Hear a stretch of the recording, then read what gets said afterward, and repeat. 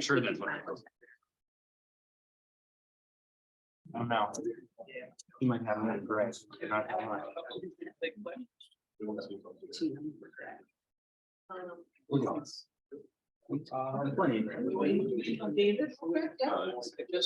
And it's okay.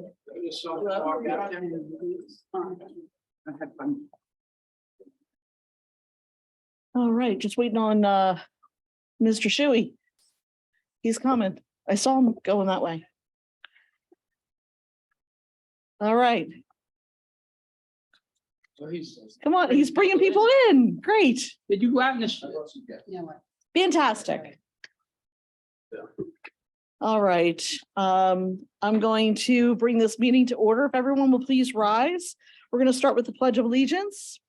I pledge allegiance to the flag of the United States of America and to the republic for which it stands, one nation, under God, indivisible, with liberty and justice for all. And if you'll remain standing for just a moment, I'd like to just ask for a moment of silence as we think of all of our first responders, our WeGo team, our firefighters and EMS, and all of our loved ones who may have parted this year.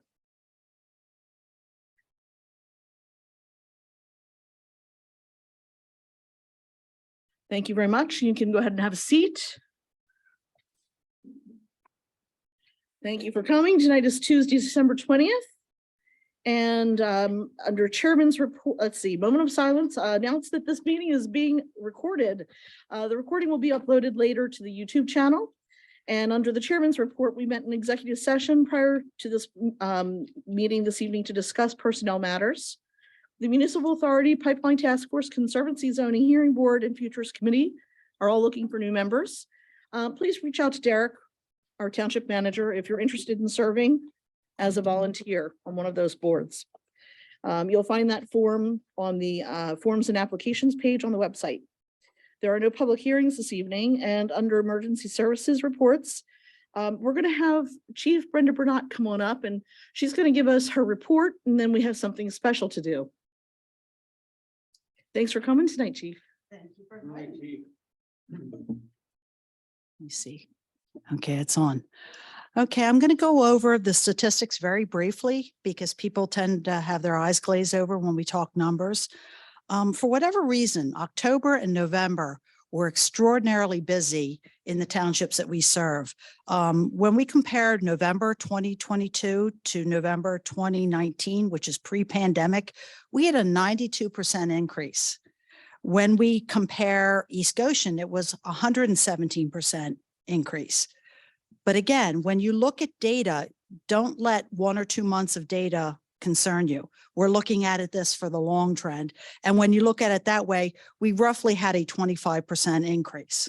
So that's not as concerning. But in January, I'll sit down with the supervisors, particularly the police commissioners, and we'll go over the data to see what it means.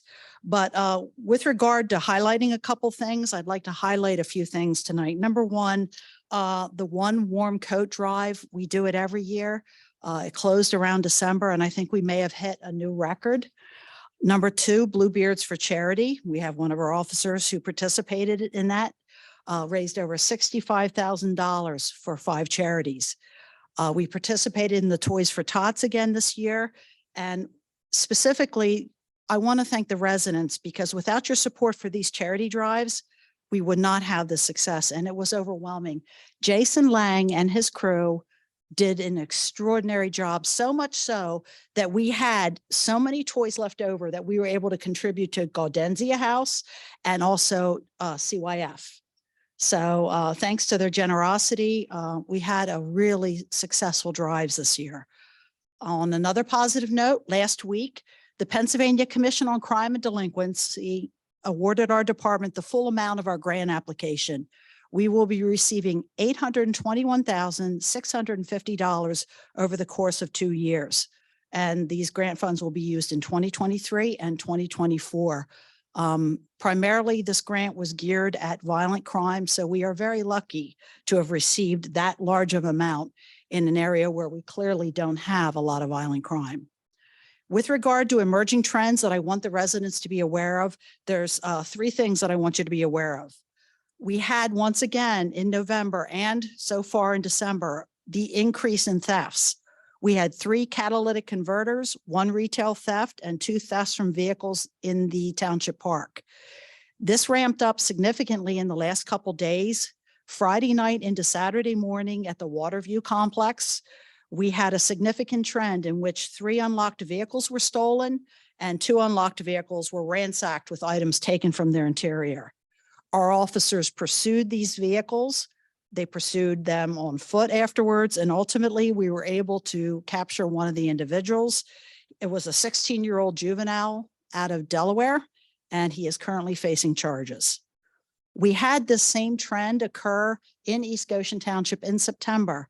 And again, I'm reminding people, please remove your valuables, please remove your key fobs, and lock your doors so that you don't end up as the victim of this crime, because the people now are dealing with their insurance companies because during the pursuit, several of the vehicles were damaged.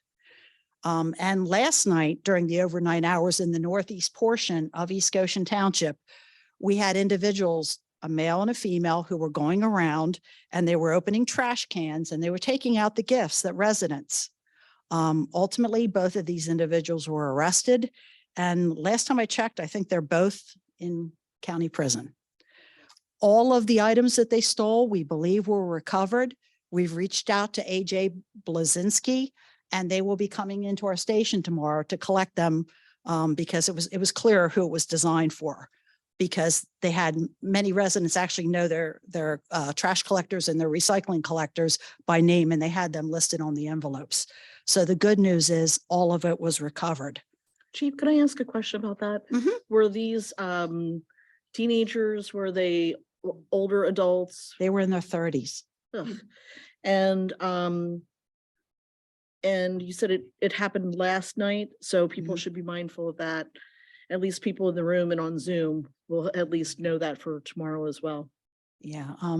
Some people were commenting on our Facebook post that this has happened in the past, particularly in East Goshen. And as a result, they have a tendency to actually hand envelopes. If you want to, you can also reach out to the contractor, the vendor, and send the money directly to them, and they will make sure that it's distributed. They will, yes. It is very unfortunate that people try to show their gratitude to people, and this is how it ends up. But the good news is they were captured, arrested, and we believe that all of, in fact, we think that we might have some envelopes that are not from our area. So we'll work with the other departments to make sure that it's distributed. And the last thing is we again had a fairly high amount of frauds occur in East Goshen Township during November, including again 4 check washing incidents. And now I get to my favorite part. Chief, after the last meeting, I went out and bought a whole bunch of the blue gel pens that you advise people Yeah. to use for writing checks, and I don't put checks in my mailbox anymore. And I think you should, that's a habit that Yeah. people get into. Yes. I deliver anything with a check to the mail and not to Certain I post office. Yeah, take the well, one of the we're finding that we had a lot of like mailboxes that were official USPS mailboxes that were hit, particularly complexes were hit very hard. It is unfortunate that, you know, we're working with the U.S. Postal Inspectors, but we still have not really gotten to the bottom of this. And it is something that is taking place throughout Southeast Pennsylvania at a minimum. We believe that there's also other areas. I've that- actually purchased blue gel ink pens Yeah. to give to all of my family members for Christmas gifts this year, Yeah, that- specifically for this purpose. they're a lot harder to wash off for Right. whatever reason. Now, before you get into your next Mhm. thing, I just want to see, is there anything that the board, any questions the board has or comments? Thank you, Madam Chair. I just wanted to congratulate you and the department on getting the grant. That's terrific. And we have another grant that we're waiting for news. We will hear by the end of the year on whether we were granted a $75,000 grant from the Pennsylvania Department of Education for a school resource officer. We're hopeful for that one too. Great. So before we get into the next thing, we're going to shuffle our schedule around a little bit. While Chief Bernat is here, just so you all know, we are trying to start a new tradition. We want to use this opportunity at the end of the year to recognize or honor employees and or residents who've gone above and beyond what their call of duty is. And to start that off, Brenda, if you would go ahead and give a little background, and I would. thank you. Is Stacy Resnick here? Stacy, could you come up, please?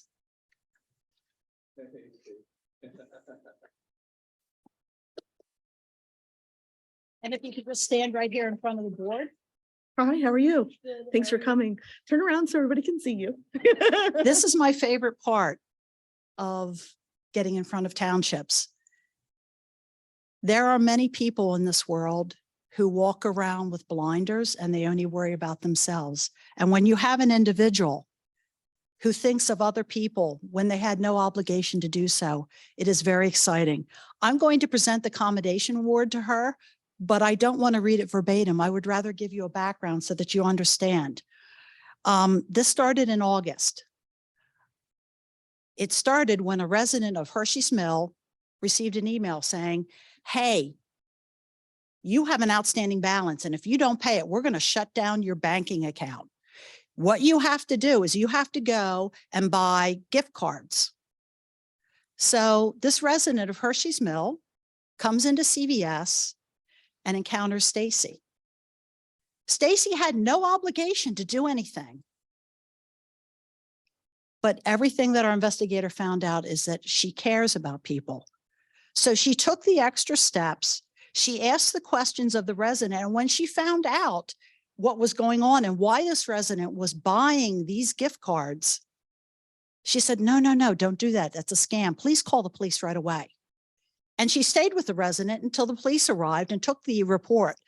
This woman from Hershey's Mill was going to buy $1,000 in gift cards and send them somewhere because she honestly believed that she had to do that because she pays her debts. That's the way that generation was raised. So I'm going to read the last two paragraphs. It is clear that your actions are directly responsible for the prevention of the crime, and the Westtown East Goshen Regional Police Department would like to extend our gratitude to you. As a direct result of your actions, Stacy, a vulnerable member of our society was protected from victimization. We are certain that both she and her family are also deeply grateful for your actions because your actions are to be commended. You had no obligation or responsibility to act, and yet you chose to take steps to protect a stranger. Your actions are an example for all citizens to follow. And again, we brought members of the department here so that you would know that we value what you do, and your partnership is amazing.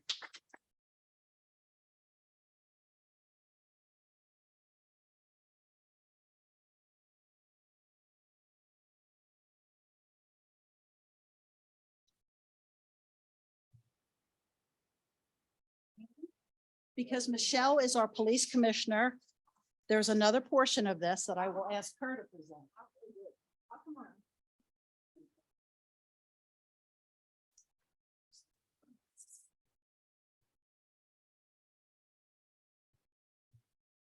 So on behalf of Leo,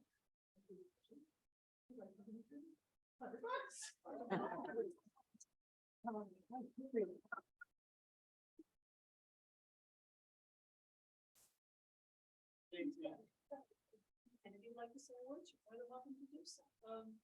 Thank you, everyone. Thank you, TJ. Thank you, Ms. Joan, and thank you, my parents, for teaching me right from wrong and just telling me to go above and beyond and just making me a selfless person. There you are. All right.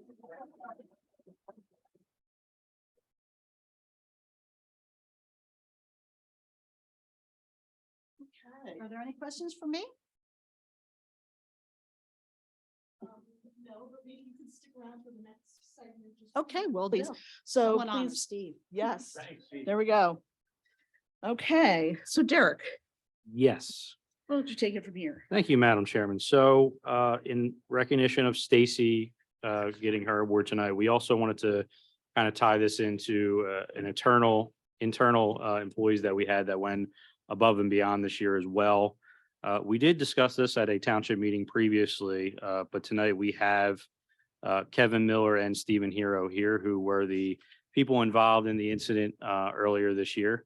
And I'm going to ask them to come up. I know they love the limelight, so they're reluctantly going to come up here.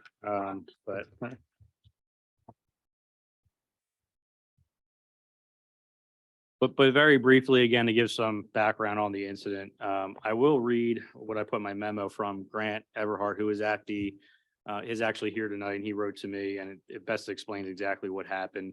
And he said, "Dear Derek, wanted to share some feedback from two of our firefighter EMTs regarding an ambulance call at St. Simon and Jude on Westchester Pike. The call was for a witness cardiac arrest, and the school staff initiated CPR immediately. Kevin Miller and Steve Hero were nearby, heard the call and responded, taking over CPR. Our EMS crew, assisted by Westtown East Goshen officers Herman and Lang, arrived shortly thereafter, continuing resuscitation efforts. An AED was applied, administering a shock which restored pulses and respirations. ALS then arrived, administered an IV, and read the EKG. The patient was transported to Chester County Hospital with pulses and transferred to the care of the ER staff. On behalf of the fire company, wanted to extend our thanks to Kevin and Steve for their immediate response and assistance in delivering what we hear has been a positive outcome for the patient. These types of calls underline the life-saving work that can come as a result of professionalism and teamwork. Please share our thanks with Kevin and Steve." Also, on a personal note, I just would like to thank our Steve and Kevin, our entire public works team. And it's an interesting thing when I came here to East Goshen, how many first responders we have here in the public works department. I think it's a great thing. I think it's a great partnership that we have here, and encouraging volunteerism. And again, we wanted to thank you with a certificate of excellence, and I will allow Michelle to read that out loud. The certificate is proudly presented to Kevin Miller and also Stephen Hero for an honorable act of selflessness and bravery. We're most grateful for your continued hard work and for your dedication as an employee of this township, presented this 20th day of December, 2022.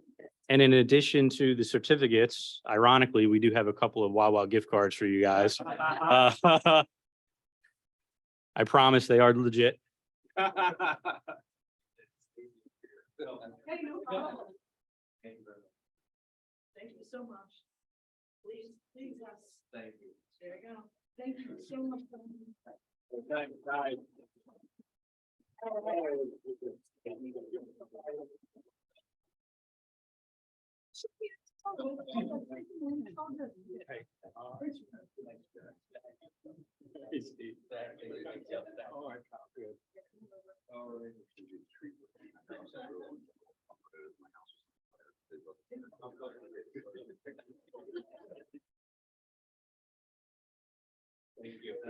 job. Good job.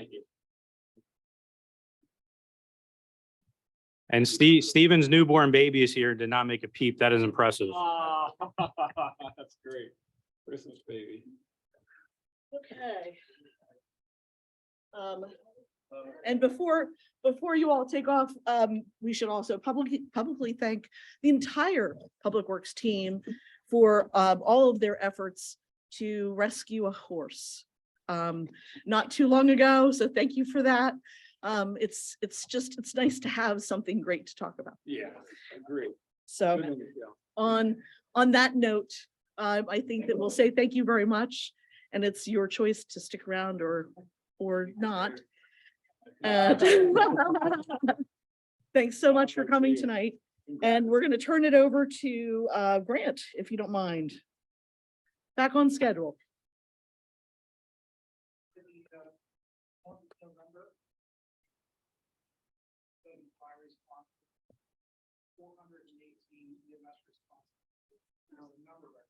Wow. Total responses of 530. East Goshen, 16 fire responses and 187 EMS responses. We're on track for reported 4,500 new calls. The last couple of weeks, everything going on. The viruses and all that. That days with. Wow. Are you running 3 ambulances now or still running 2? One's on 2, 7. We're on the 3rd ambulance. And we're talking about it. Just a little bit. We're seeing from 4 in the afternoon to about 6 p.m. We'll say that.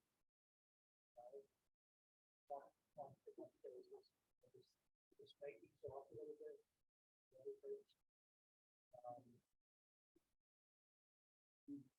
Bigger incidents.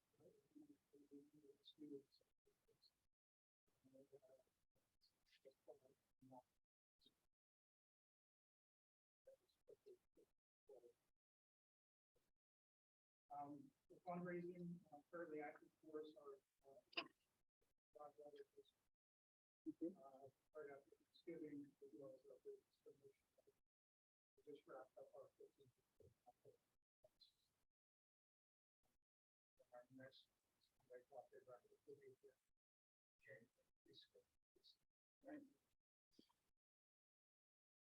Pretty much that's it. We've done our Santa details for the year. We very well received. Hopefully we can file. He was received well on my street, I know. Grant, I want to just point out, it looks to me as if, is it possible that our false alarms are down in East Goshen? I think there's a reason for that. I think somebody's been working on that with some of our businesses. Commented to other townships that it's their Good, good. Excellent. Job, Dwayne. Oh, good. Perfect. Great.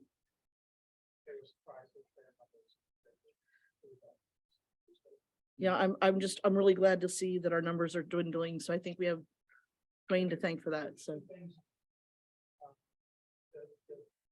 major contributors to the problem, the bigger businesses, just what happened over, have been addressed very directly. And also these single occurrence alarms throughout the well. Part of that anecdotally is Hershey's Mills upgraded the number of their alarm systems in the phones. It's a significant problem for a couple of years. They're aging out. They considerable investment. The numbers of Hershey's Mills are dropped. That's good to hear. Does anybody else have any other questions for Grant right now? Still my question. Oh, good. The only other question I have is the number of I've fallen and can't get up situations. How are you seeing an increase, a decrease? Is it pretty steady? In the nursing facilities? Okay. Excellent. It's amazing how that happens.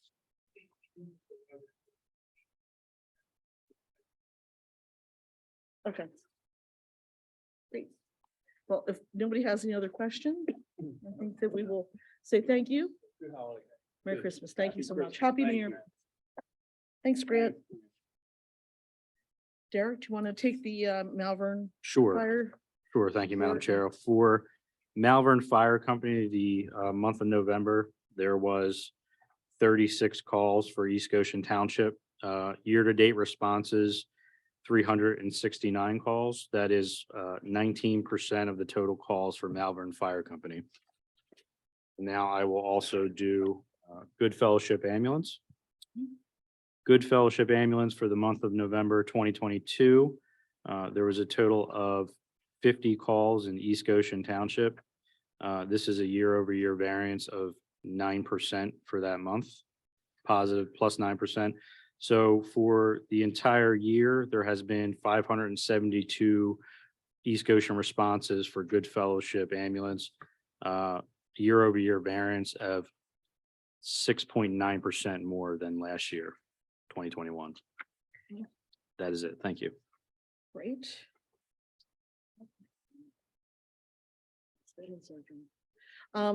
Is there a fire marshal report this evening? Because I know that Carmen is still rather incapacitated, but we don't have anything new to report at this point. No, I he think just that- usually does Yeah. the reports and Right. adds little tidbits that I don't have, but yeah, Carmen is still fine. recovering from That's- surgery, so that's he's what I not thought. here. Okay. Yep.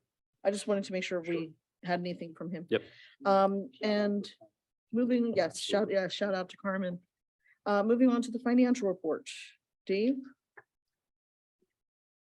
Thank you, Madam Chair. As of November 30th, net of pass-throughs, the general fund had year-to-date revenues of $10,862,797 and expenses of $9,850,592 for a surplus of $1,012,205. As of November 30th, the general fund balance is $6,546,628. The actual year-to-date revenue finished 7.7% higher than budget and 4.2% higher than prior year.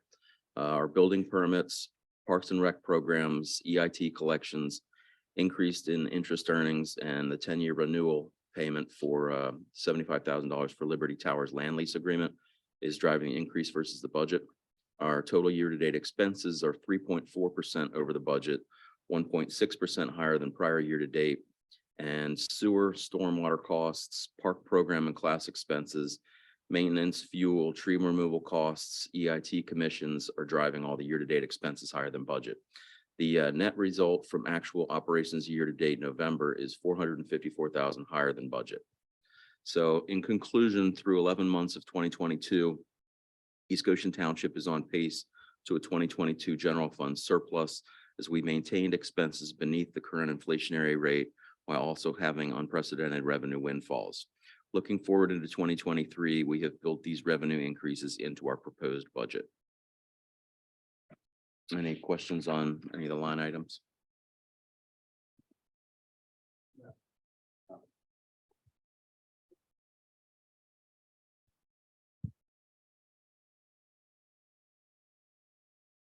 Okay, thank you, Dave.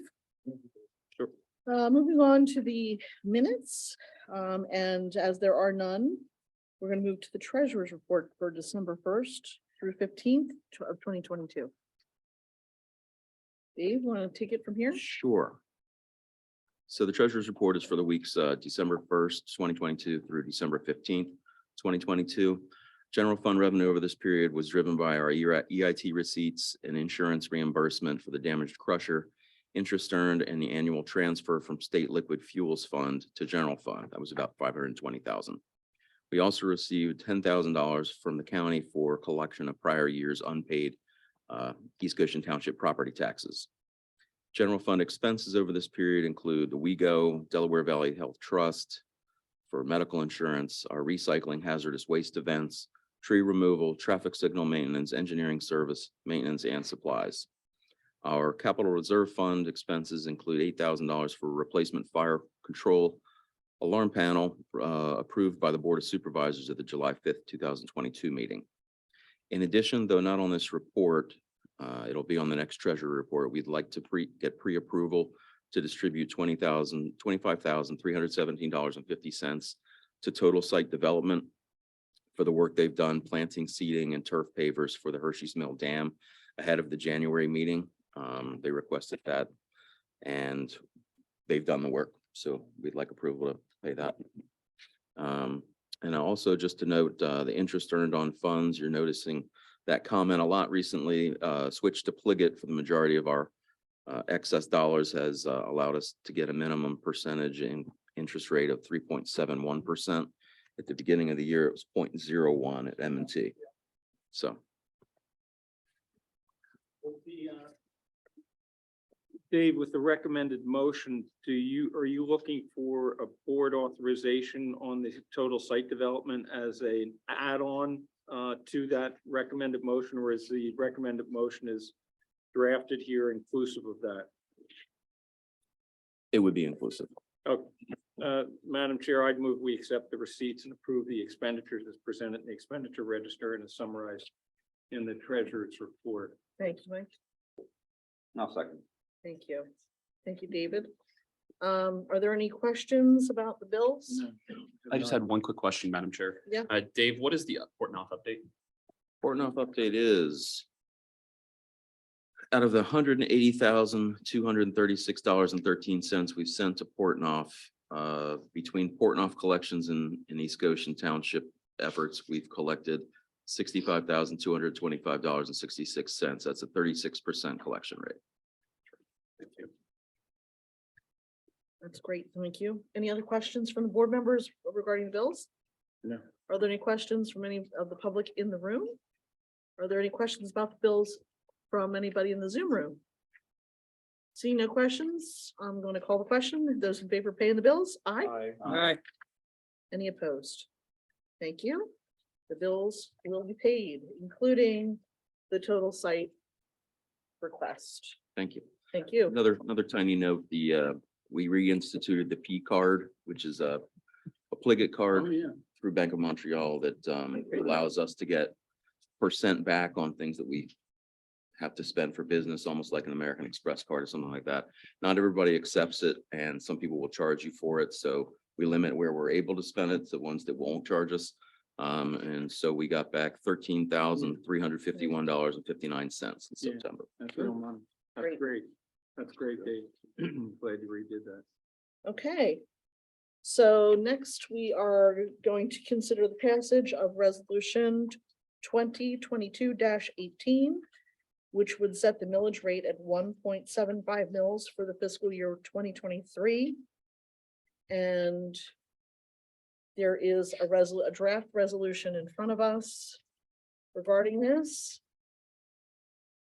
Madam Chair, I'd make a motion that we pass resolution 2022-18, setting the 2023 millage rate for all real property within the township at 1.75 mils. Okay, Mike, thank you. And is there a second? I'll second. Thank you, David. Okay, that would mean a 0.5 mil increase on the township only portion of the tax on our residents. And this has been discussed at a number of meetings, starting back in September, going all the way through until even the last meeting. We've received a number of emails and various communications from residents. And pretty much at this point, I just need to know if there are any questions on the board regarding this resolution. No questions. And seeing no questions from the board members, are there any comments or questions from anybody here in the room regarding? If you have any questions or comments to make, please come over to the microphone. We do have the new microphone. You'll just have to bring it down to your level a little bit, but we should be able to hear you. Please state your name and street for our records, please. My name is Wendy Wall, and I live at Hershey's Mill, 443 Eden. I'm a senior. For the responses that you've gotten from some of the residents with regard to the tax hike, what was in their correspondence? Were they for it or against it? I can tell you that most of the communications I had from residents, people were against the tax increase. I can say that I think I've had maybe fewer than a handful of people tell me that they were in favor of it. But the majority was absolutely against any kind of an increase at this time. Okay, so if then. That was that's people who communicated with me. If the- I just checked that real quick. Sorry, we're just checking the microphone. This is a new microphone for us. I'm sorry, Ms. Wall. I can just speak louder. No, the Zoom room people can't hear too well, and it's important for our recording as well. That's better. Thanks, Derek. I wondered about that. It seemed okay when the chief was Yeah, here. hopefully it doesn't do it again, but. Yeah. we'll see. I'm sorry, Ms. Wall. There you go. Yep, there we go. So if the communications that you got from residents were against it. Don't we have more of a say in whether there's going to be an increase or not?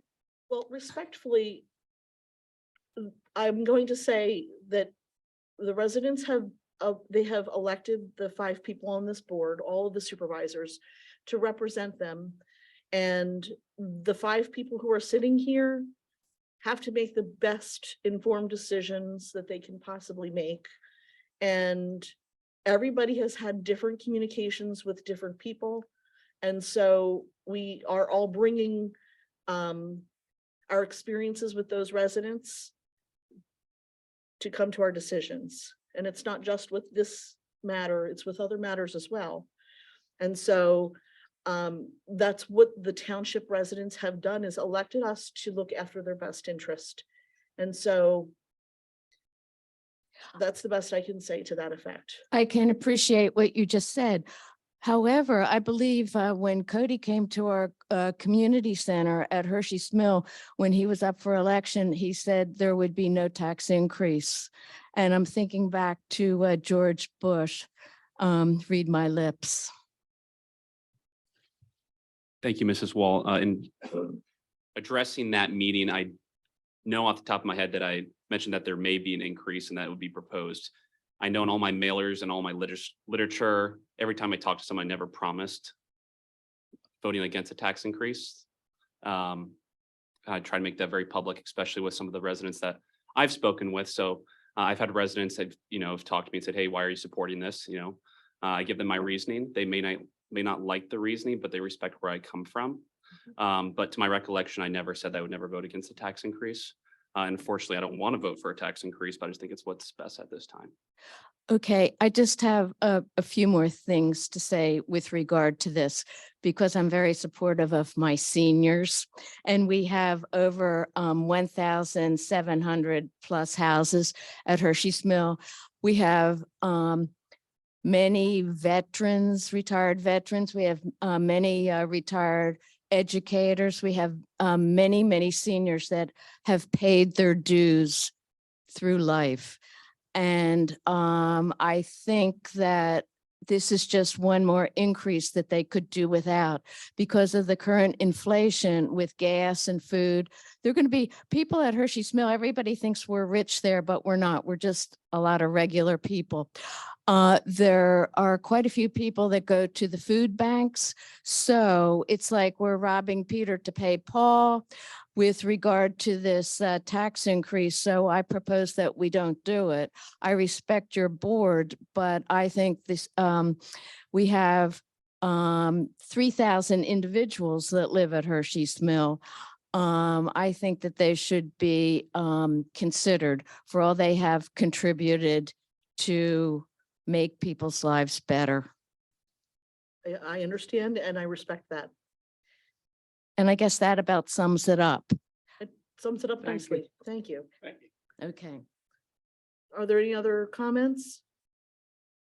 And if there are any comments in the Zoom room, we'll get to you in just a moment. Come on up. Rob John Frito, King George Court. How much money is in the bank we have? We have what, how much, 6 million, 12 million? Depends on what fund you're referring to. The general fund? General fund currently 6.5 million. And what's that for? Operating expenses. So paying the bills. And then you have a surplus of money in another fund. And how much is in that fund? About a little over $1 million in the operating reserve. And what's that for?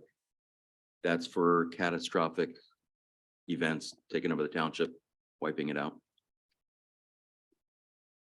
And you're asking for an increase of 500,000. 800,000 from last year. Which is, for what reason? The increase, I went over this and some things changed from last time, but I just want to. What is going up 800,000? the police budget, first responders. How much do we get to the police? Not first responders, How much for the police and how much for the fire? 4 point. Keep in mind, they make up approximately 60% of the 60% of our new budget. revenue. Well, police are getting 821,000 grant for 2 years, so we get a reduction on that. No. A lot of the grant, correct me if I'm wrong here, Dave, a lot of the grant that they got will help the capital replacements. So when it comes to laptops in a couple of years, subscriptions to different services. that they Computers, use. technology, an FTE administrative person. So it's money that they in- wouldn't need in the future. In 2023, the police will get, just for the general fund, regular contribution, they'll get $4,326,351. That's from us, and then they'll get a different amount from West Town. Much from West Town? Approximately 4 million. Oh, they pay 45%, so a little bit less than our contribution. They're running about $7 million. Their budget is I was gonna 9.47 say, or so million for both West Town and Innsbruck. Total WeGo budget's about 9.4. Yeah, this year it's $9.4 million for 2023. Yep. They got a 5.75% raise, 5.75% because of inflation. We just negotiated the police contract. Me too. They won't get that every year, to be clear. Yeah, that's all. Sewer tap fees, was that in your budget? It's not in the general fund, it's in the sewer operating. So that's not part of this, I know we had talked about last time. Separate It fund. came up. Right. So that's not part of this 800,000. No. Going up, so most of this 800,000 is going to the police and fire. It all goes to police. Doesn't all go to Wow. police. 60%. The majority of it, yeah. 60% is going to police. And then Who's the what's rest? of it? Increased. About the grant or the No, revenue the- generated by the. He's talking about the revenue generated by Talking the about revenue increase. Generated from the $500,000 increase. It's primarily for Oh, I for see. fire and for I'm sorry. police and But the EMS, 800,000, and then the so rest. 60% of that. would be- The rest is fuel costs, maintenance costs, all of our vendor costs. 10% is 80, 60% is 480,000. 6% is 480 going to them. So we got another 320,000 raised in the township. So that 320, what is that increase for? I just said it's for all the vendor contract costs in going up. We've got fuel costs going up, we've got maintenance costs going up. We have ongoing equipment costs, yeah. But that comes out of the capital reserve fund if there's major fleet equipment updates, replacements, and that's the capital fund funds that. And that's depreciated over time so that those funds are available to continue the cycle of replacements for existing capital assets.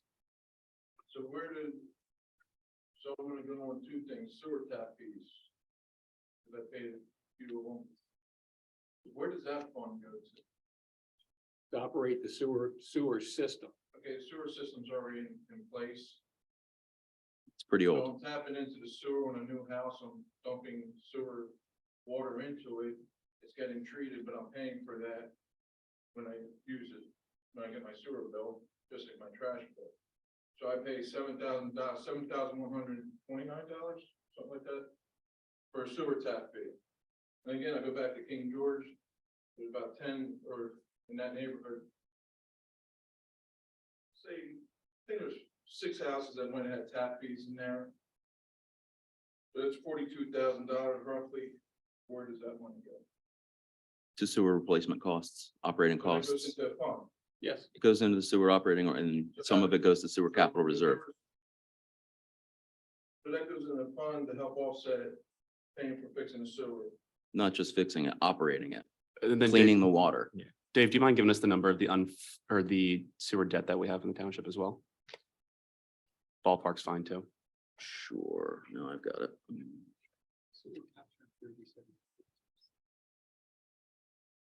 From 2024 through 2037, we have $9,918,988 in sewer debt. We're not collecting our sewer fees. We are collecting sewer fees. Sewer is extremely expensive to maintain, plus all of that debt. And it's an old system. Everything fails at different rates, just like your car or something, your roof in your house. Yeah, I mean, most of the sewer in our neighborhood put in 94. And rates for the last 10 years until this past year were basically flat. The sewers over in Milltown are 50 years old. And in a number of other portions of the township, they're almost as old. The places that haven't adequately collected fees or done a capital program are selling to Aqua. And those places that are selling to Aqua, they may freeze the rates for 2, maybe 3 years, and then they're going up 150% for I don't know how many years. Most people are starting to realize they'd rather us have control of it, come together with a good capital plan and figure out how we can look at incremental rate increases over time, which will actually fund it for the long term and keep rates in our hands and the customer service still be what it is today. Our customer service can't be beat. Seriously, they can't. Our public works guys are amazing. They're great. I work on plastic sewers, I work on terracotta sewers. Mhm. I mean, I like that pitch. I mean, it's gonna work. I mean, I'm sure you got a problem with infiltrating, water infiltration, and the sewers getting broken and things like that. but I get That, like that Hershey Mill Sewer Estates project, Right. the last estimate was $1.5 million. Now we went out and bought some materials, got a low bid because we put it out in the winter and now it's $1 million.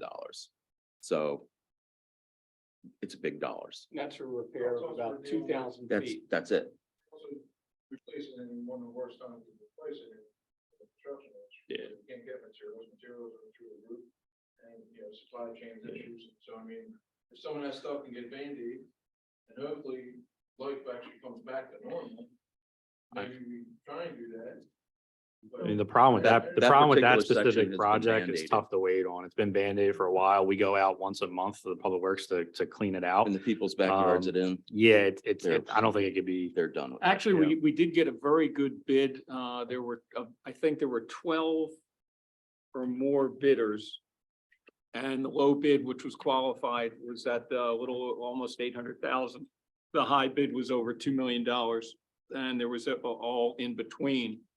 So we made out really pretty well with the understanding that it is going to be done during the winter months. So it's a separate item, but it's an example of just one failed component of a sewer system that is 100 or more miles of sewer. And this is less than a half a mile of sewer that has failed for $1 million or more. And even though we're televising our system on a regular basis, it can't be done every year. It's on a 3 or 4 year cycle to get the entire system done. We're doing lots of infiltration, corrections. The system is operating very effectively, but it's expensive, whether it's replacing our UV system, which is a couple $150,000 this year. There's the entire West Town Way The pump West Town station Way pump rebuild. station, which is about, on our share is about 2.7 million All dollars. in, it's gonna be more. Or even $4 or more. So $5 these are million. continuing, but there's debt And we're that's been spending, associated with trying to maintain the system. we're also spending $2 million Okay. of ARPA money. Back 50 years, back 30 years ago. We didn't fork into this stuff. We didn't think things would break. So now we realize that. So we're gonna take a proactive look at this, correct? So that we're in 20 years, we're not coming back and saying, oh, sewer fees are going up again, $150 a sewer or whatever. And then we need $10 million to fix the sewers because you guys are thinking about this to make sure that we're looking ahead, not just a year ahead. We're looking 10, 15 years ahead. That's correct. Oh, that's what we're looking That's at. what we're trying to do. Rob, we're trying to do that with all of our infrastructure now. We're trying to really make sure we're planning for it. I'd rather not taxes raised that works easier, but if you're gonna raise a tax, raise it that we're forward thinking a little bit more and have a bigger jump than we would have a little jump. Oh, we are. My other question, I don't really think, well, the taxes I know you guys are elected officials to represent us, the residents. And I had a conversation with someone about this. The problem is that there's what? 8 of us. If 8 of us raise our hand and say no to taxes, you guys want to do whatever you want, even though the majority in this room said no. And like the young lady said earlier, Hershey Mills said no. Yeah, the majority saying no, majority last meeting said no. I'm sure the majority tonight is gonna say no, yet I already got 2 people on the board that said yes. Are you guys really representing your residents, or you were representing your self-interest? And to me, this isn't national government where you're getting paid for this. You're supposed to be working for us. And we all understand, but we all run businesses, we work for places, we own houses. We all have a budget to work with. And if there's sometimes you gotta make cuts, you gotta make cuts. And I mean, if we're $800,000, which I'll be honest with you, someone messed up. $800,000, you like, I don't know how you do that. 100,000? Okay, 800? I mean, the bank wouldn't even give me that to build a house. If I went back and said, hey, I'm sorry, I'm 800,000 over. You go, oh, well, like, somewhere along the line, you gotta make cuts. And I'm not saying, I'm not gonna throw anybody on the bus right now. But I'm sure I could come in. I know there's a couple spots here that probably don't need to be here. And I'm sure there's a lot of stuff that maybe we just put Band-Aids on and move forward. But again, right now, it's probably not the time to raise taxes. No, it never really is ever a good time to raise taxes, but with electric going up 15% on people, the sewer, you just raised the tax on us. Food is got 25–30% higher than it was. Gas is up. Just living is up. And now you want to tap us again? I mean, listen, again, I said it last time, we are your bank. We say no. Figure out another way to come up with the money versus keep taxing. You guys, government, we'll say government, not you guys, but government lives in a world to say, hey, we need money, let's just tax. What if we all say, you know what, I'm not gonna pay tax anymore. And you don't get anything, then what are you gonna do? So I really honestly think, and you're gonna do whatever you want. Either you come up with a better budget and cut half of that out and figure out a way to cut half of that out and come back to us and say, you know what, I think we can do this and make it work. But other than that, I really honestly, I know you guys all have the numbers up here and we're all sitting here like listening to you draw out the numbers and all. I know I'm sitting there like, okay, this doesn't make sense because we don't get to see the numbers you guys get to see. You do get to see those numbers. Not here. Yeah. I'd have to put it on a computer, but I mean, it would be nice if we all have the paper too. But it would be, just remember, the only thing I can say, just remember who you're representing. I mean, some of you guys are up for re-election, and I'm not threatening anybody, but you know, everybody's looking for your re-election numbers. People aren't gonna forget. They never forget. We're like elephants when it comes to taxes. Don't forget. Like the guy said last time, you raised the taxes to buy the land in 1994. But yet you kept taking the money. So I hope you guys actually don't vote for it and think about and figure out a way to balance your budget with all the permit fees you get, with all the reassessments that you get, and the free money that you're getting for the township parks tax that you guys instituted back in 1994 that really should have stopped by now. I mean, we're spending $4 million on police. Willistown has their own police force. Willistown's taxes were different than ours. know, if you look at, Great Billy Farm, what's that, West Town? They voted to buy that land, the township agreed to pay for that land. Again, you're asking us to give good faith. I don't really think this is a good faith that we're asking you to pay the bill to have the Hershey Mill Dam fixed. That's what we're asking you, to not to spend our money in taxes any more than we need. And that's a shame of it, and I hope you guys take into consideration that. Again, in probably a half hour, we're gonna decide anyway. Well, just to point out for you, so Thanks, by my projections, with all the different projects that we've got going on, we will spend by December 2024 about $7.9 million that is reserve money. So that's $2 million of ARPA money that was free. $2.3 million of bond fund, which we're going to pay for the next 20 years. $2 million of capital reserve fund, which we don't have a plan to replace yet. $1.2 million of our sewer reserve fund for fixes that are happening in the next year or two, and $500,000 out of our infrastructure sustainability fund. So we are spending money out of the reserves to cover these projects, just so you know. I understand. You're also the township that if you borrowed money from the government, We you did, get a better rate than taxing us. and we did borrow a lot. We actually, our total debt right now is, 19.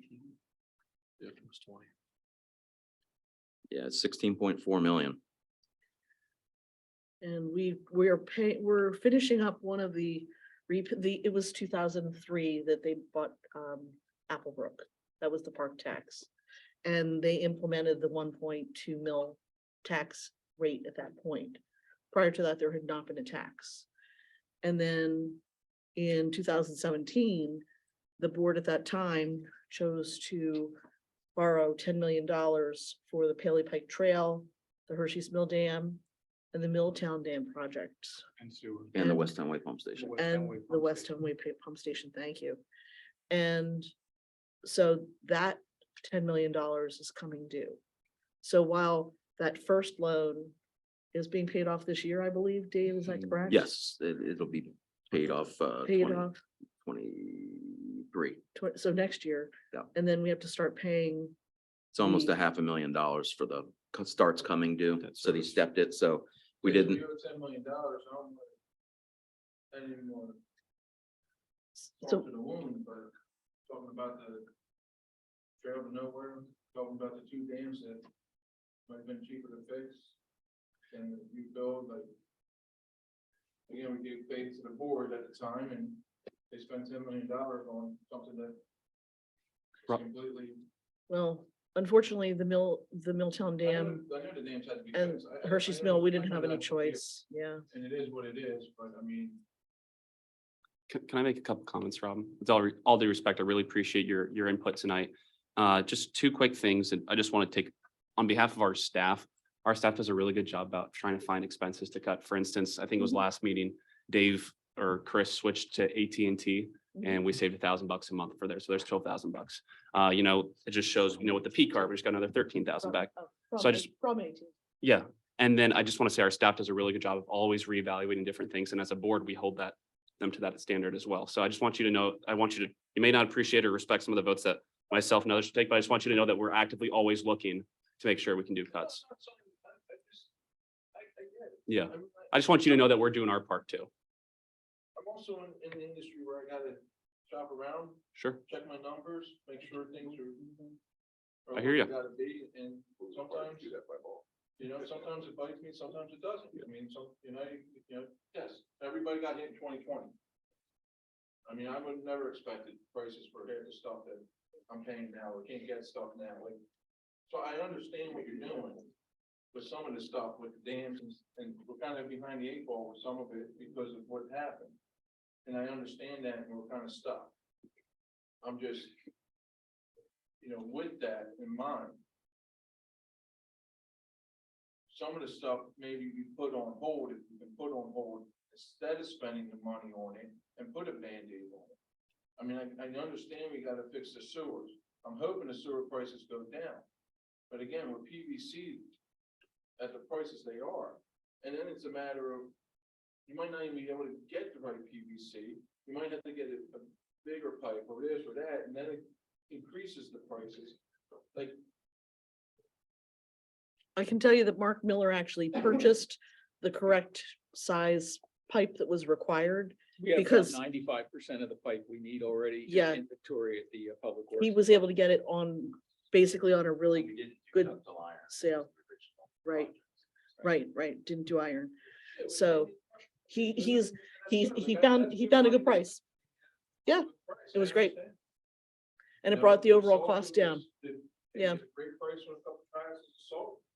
I understand that we gotta spend that kind of money because we wanna use it. Yeah. But just to go out and do it because it's on the ticket and we gotta spend it or we lose the budget, I mean, that's the kind of stuff I don't wanna see. And, you know, again, we talk about fiscal responsibility, you know, it's not just to the township, it's also to the residents of the township that we gotta make sure that we do have an older population here. We have, you know, we have a good assortment. We have rich people, middle class, lower class. We just gotta make sure that we're doing what's right for everybody and not just what's right for the 5 people. That's all I'm asking you guys to do is truly consider the people that elected you and how they're gonna feel and how they're gonna be able to make the next year work. Thanks, Rob. Thank you, Thank Rob. you. Hang in there, Russ. We've got one more person here in the room who's gonna come up. And then we'll get to you. Hi. Thanks for coming out tonight. Jim, can I? Just checking the mic again. How much did we spend for that, Derek? This is a brand new microphone, so I think we need to. I think we need to have the guys come out and, there we go. Magic touch. They need to warrant that item for us. Yeah, awesome. It's wireless. There you go. Better? All right. Just a lot of things came through my mind while I was waiting to come up here, but just to clarify one of this discussion points you just had on the debts coming due. I mean, our debt is amortizing debt, right? It's just flat debt service. It's not like we have a balloon payment, right? Correct. Okay. They So it's- step it in though, so for the first couple years, we only pay a small Interest, interest and and then it then just- it all comes. Yeah. Principal and interest amortized, flat debt service, good, okay.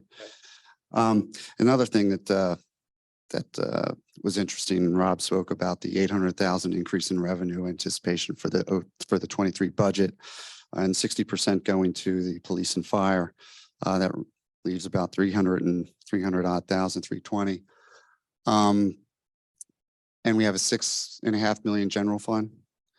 Just with the new money rate, you know, almost 4%. I mean, that's right there is 250, 300 grand in interest that we weren't even getting last year. So that'll help. I don't know if that was included in the projections as well. Yes, I did. Okay. But my thing is like most of us here, when we have to make a budget work, where do we look first? We look to our expenditures. And the low hanging fruit that I see, and they're all tough, and no decisions for cutting expenditures are easy. But the low hanging fruit that I see is in the Parks and Rec area. And I know you guys have analyzed this up and down. So, but I just feel like for my own benefit, I have to mention it. Because I looked at the budget and the park expenditures and the reconciliation, or what is it? Going up 87%. Yeah, parks and participant recreation. That's $1 million next year in expenses, over $1 million. And the revenue that's generated in the park and rec is 200,000. Now, I'm not here to say that it should be flat or even that you should, but that looks like a big hole to me.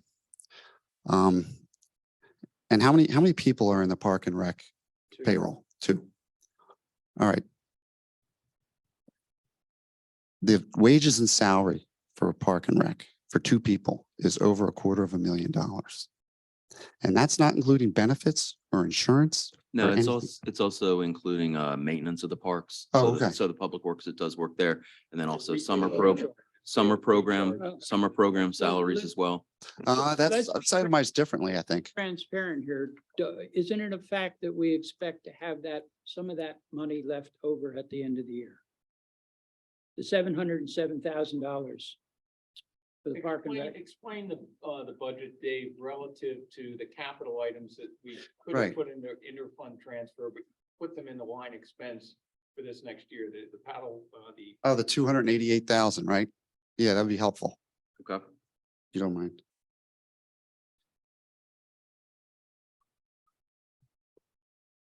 Yeah, because that's a big chunk of the 700, obviously. So.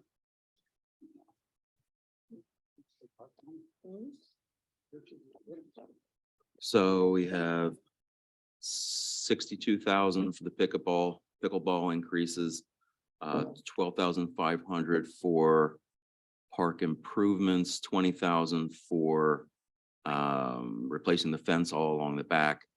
And then the rest of it is what would have been a surplus. So that's 62, 82, it's about 100,000, so about $185,000 is a projected surplus. Okay, so that can be used to address our shortfall in the overall budget.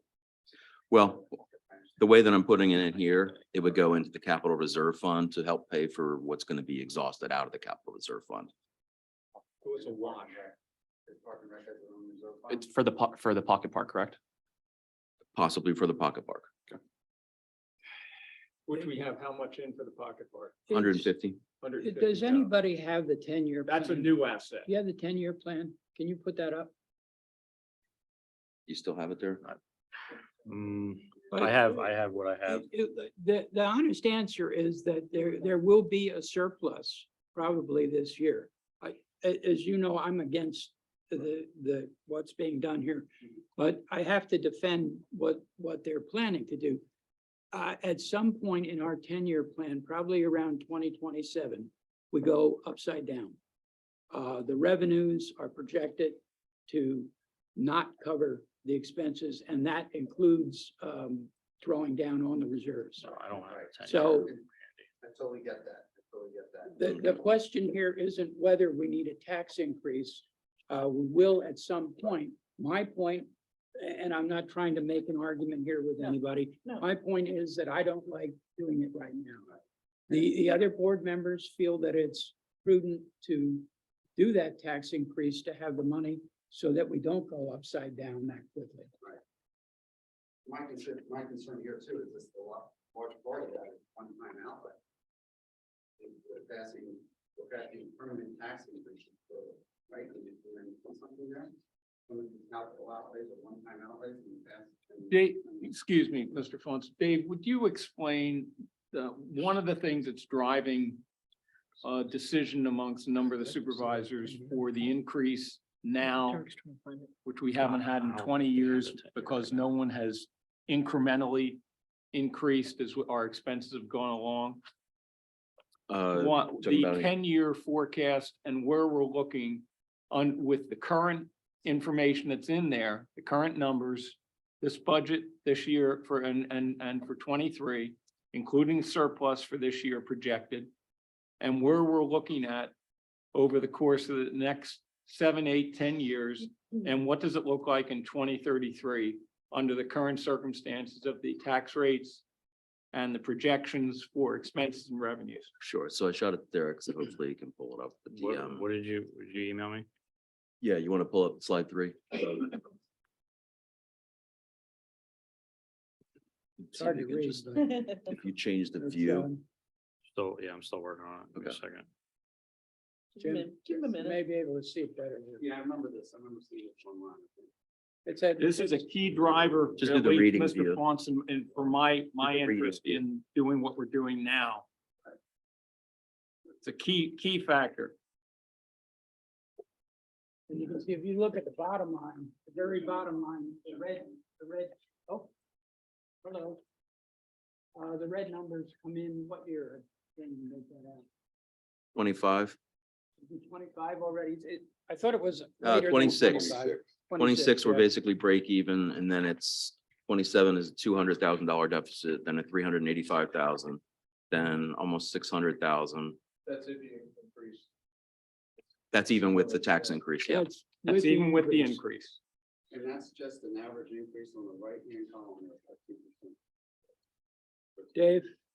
Dave will have to explain some of that. Yeah, that's 2023 to 2033 average. So you're saying in 2027, if we did a millage increase right now, then in 2027 we'll be behind the eight ball, or if we don't do the millage increase, 2027?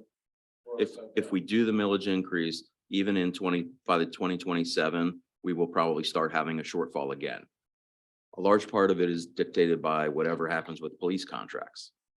Yeah, and this is all estimates. So Once you get 3 years out, that's why you don't want to leave it for too long, and you want to review it every year, because if we need a small tweak and it's a 0.1 increase, then, you know, that's a lot more easy to palate. Right. But that hasn't been done for 20 years. 18 years. Well, And you don't know what, I mean, forecasting changes is obviously. Well, there's no doubt about that. There's some soft in it. Absolutely. You know, Jim, there's an argument to say that in 2017, when that board took out that $10 million loan, they should have potentially considered Yeah. maybe a 0.2 increase at that point. Right. Because that would have been at least Addressing that. been that putting point. some money aside for paying off that $10 million loan. They didn't do that at the time. They basically kicked that can down the road. And what this board is basically trying to do is make sure that we don't kick it down the road again. Well, you're gonna have to in 2017. 2027, you mean? exactly. Well, we'll see. Maybe not. Maybe we- not. It Maybe depends just on what project it. interest rates Maybe do, roll how the we manage our costs a little bit investments, better, I don't know. what the inflation rates are. Assessments It's change. just too far out. Exactly. So I guess one of my questions would be, what have you considered a combination of tapping the general fund for this $300,000 of an increase and going to the lower millage increase? $300,000 as a percentage of the $6.5 million general fund is less than 5%. We did run that scenario. Oh, okay, Yeah, I submitted that as a scenario and a multiple other scenarios. okay. And that was just not opted for. Some board members cared for it, some board members did not care for it. We're going with a smaller millage increase over time, every year of us. So even in 2027, we're not having this discussion again. Wouldn't that be more optimal to do a better plan, like Jim was saying, to make sure, because we don't know what the future holds? Well, we Well, don't the want to better take too much, plan- we don't want to take too much of the taxpayers' money though, too. So we wouldn't, we need to be, That's $6 million.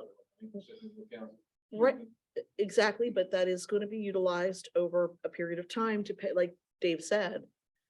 We're going to be using some of those reserves to pay for some of the things that are coming up. And Okay, sewer, but we're already in that sewer. To refund that. Correct. Mhm. It's more for Hershey's Mill and the Milltown Dam. Those things were not really projected. Whenever they did it, they thought part of it was going to come from bond money, but they totally underestimated how much it was going to cost. I mean, they were looking at $2 to $3 million. It's $5 million right now for Milltown Dam. And we got Construction costs go up every $900,000. year. We've got $900,000 in grants. The labor doesn't, except if you're in the government. Well, there you are. And Jim, I just want to make one point. So, and also Dave, Dave presented 0.25 this year. This year, next year, we tried to come to agreement on the board. We didn't get that. And then what we also looked at, Dave said that potentially doing a 0.10, like what you were saying, in 27. And so we don't have to do another $500,000, wait a couple years and another do $500,000. So that's another thing Dave's trying to do, is proactively financially forecast. So we don't have to get stuck in this situation again. Say you did 0.10 this year, 0.10 next year, 0.10 the next year. Right? Wouldn't that be, what's that to us? $25 average. $25 average, right? Versus the point we do. 125. I think people would be better paying $25 extra a year than paying 125. Well, it would have had to have already started happening to get up to where the level that we're gonna need for these huge projects. But you just surprised everybody else. You know, like, the board has to look at it and say, hey, we surprised the residents, we're surprised, we surprised them, let's make a compromise. And I think more people would compromise on paying $25 versus paying 125. Rob, I'm gonna interrupt you here and let Jim finish his comments here. Part of it is it's true. It's just hitting both sides. I'm not saying everybody's getting hit. But like this is the ball. The irons getting back as well. But I venture to say that I don't believe that this increase is necessary. I think it can be done on the expense side largely, and whatever minimal needs that they could easily be addressed in the general fund, at least just for this year, and still meet all the essential service needs that we have, and not really, police, fire, trash, water, sewer, just, it wouldn't be painful to address that with the general fund. 300,000 is less than 5%. Thank you. Thank you. Thank you Thanks. for coming up, Jim. Mrs. Wall, if you could just give me a moment, I'd like to go to the Zoom room and then I'll have you again. Because Russ Frank has had his hand up as well. So Russ, can you hear me? Russ, can you hear us now? Russ Frank? Are you muted, Russ? Here I am. Oh, there you are. I don't want to beat this horse any further dead than what it's been, and I do respect the comments of the two or three people that have made on this subject. A lot of them I agree with, and I don't want to have to repeat them. The only thing I want to add to this conversation is that one of the comments made was that we are the members of the board, the 5 of us, and we're the ones responsible for how this township operates financially. And I agree with that. But you got to remember, when these 5 members were voted on, 2 of the members were 6 years ago where none of this stuff was really a problem. 3 years ago, when 2 other people started to run, they did post that they were going to do financial responsibility as their utmost important item. The third one that ran just recently, I remember talking to him in my driveway about financial responsibility and how this affects people. So there, just to end this particular conversation, the way I see it is 2 members are for it, 2 members are against it, and 1, Cody, you're the one that's a swing vote, I believe. That's the way I view this. So Cody, I hope you just vote the way that you ran your campaign. And that's all I have to say. Thank you very much. Thank you, Russ. Thanks, Russ. Are there any other comments from the Zoom room? Or any questions? Mrs. Wall, do you want to come back up again and make your comment? Don't bother with the microphone. It's not working. Don't bother. Yeah. At a previous meeting, I stated that Hersheyville is a self-sustaining community and we have our own sewers and trash collection and we pay for all of that with our HOA. However, okay, our sewer system is the Green Hill Sewer Company. And it can be very costly to repair it because the seniors flush down the wipes in the pipes and the fibers get caught in the motors. And so then we have to fix the motors and the motors are very, very expensive. Okay, these wipe stuff that you get at the supermarket and everything, they unflushable. Okay, they go down the toilet, but by the time they get to the treatment area, the fibers get caught in the motors and it's very, very costly. So maybe that's what's happening in all of East Goshen. And if people didn't flush various things down the sewers, maybe the sewers would be in a better condition. Yes, ma'am, that is absolutely true. And if you talk to Mark or anybody on his team, they will tell you all of the creative things they have seen go through that sewer system. I'll leave it at that. And rather than get into the weeds and the muck, but it's true that it does happen and people are reminded that they should not be flushing really anything except for tissue.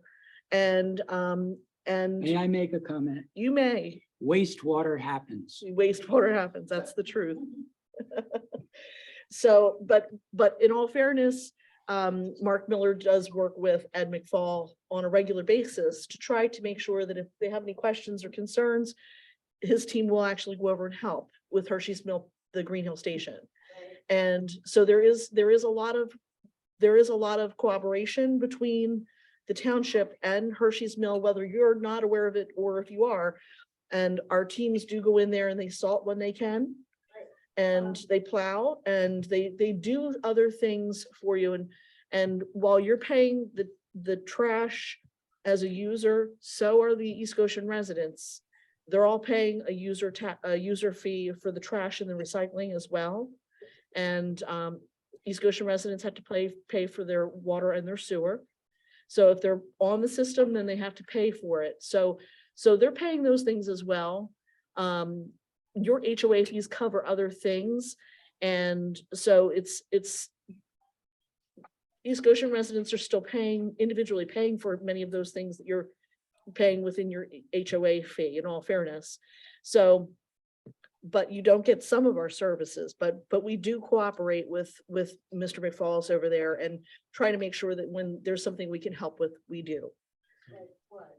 Like the sewer system. Sometimes our team will go over and help with the sewer system, replacing a part. There's cooperation there, and there's cooperation going in and salting and plowing as well. So whenever we can, we try to make sure that our teams get in there and help with that. So they can't do all of it, but they do try to do some of it every time they can. And you might not be aware of that, but they do. So respectfully, we do try to work with Hershey's Mill, and Ms. McFall is very appreciative of that. I just spoke with him a few weeks ago, in fact, and he said he's very appreciative of all the help and the cooperation between the township and his management. So. Thank you. Thank ma'am. you. Okay, we're coming to the end of our comments, I think. Sorry if you wanted to come up and make your comments and your name and street for the record, My name please. is Paul Biorio, 467 Gateswood Drive. Thank you. Previous meeting, it was mentioned you're building a pocket park for 150,000 so that people would not have to drive to the park we just spent how many hundreds of thousands on. I would say 98% of the people in the township have to drive to a park. If the goal is to not have people to drive to parks, I want to know how we can build a pocket park in our neighborhood.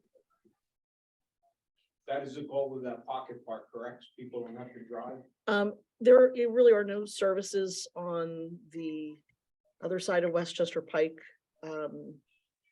made available to that large number of residents that they can easily get to. So the Westchester Pike is dividing.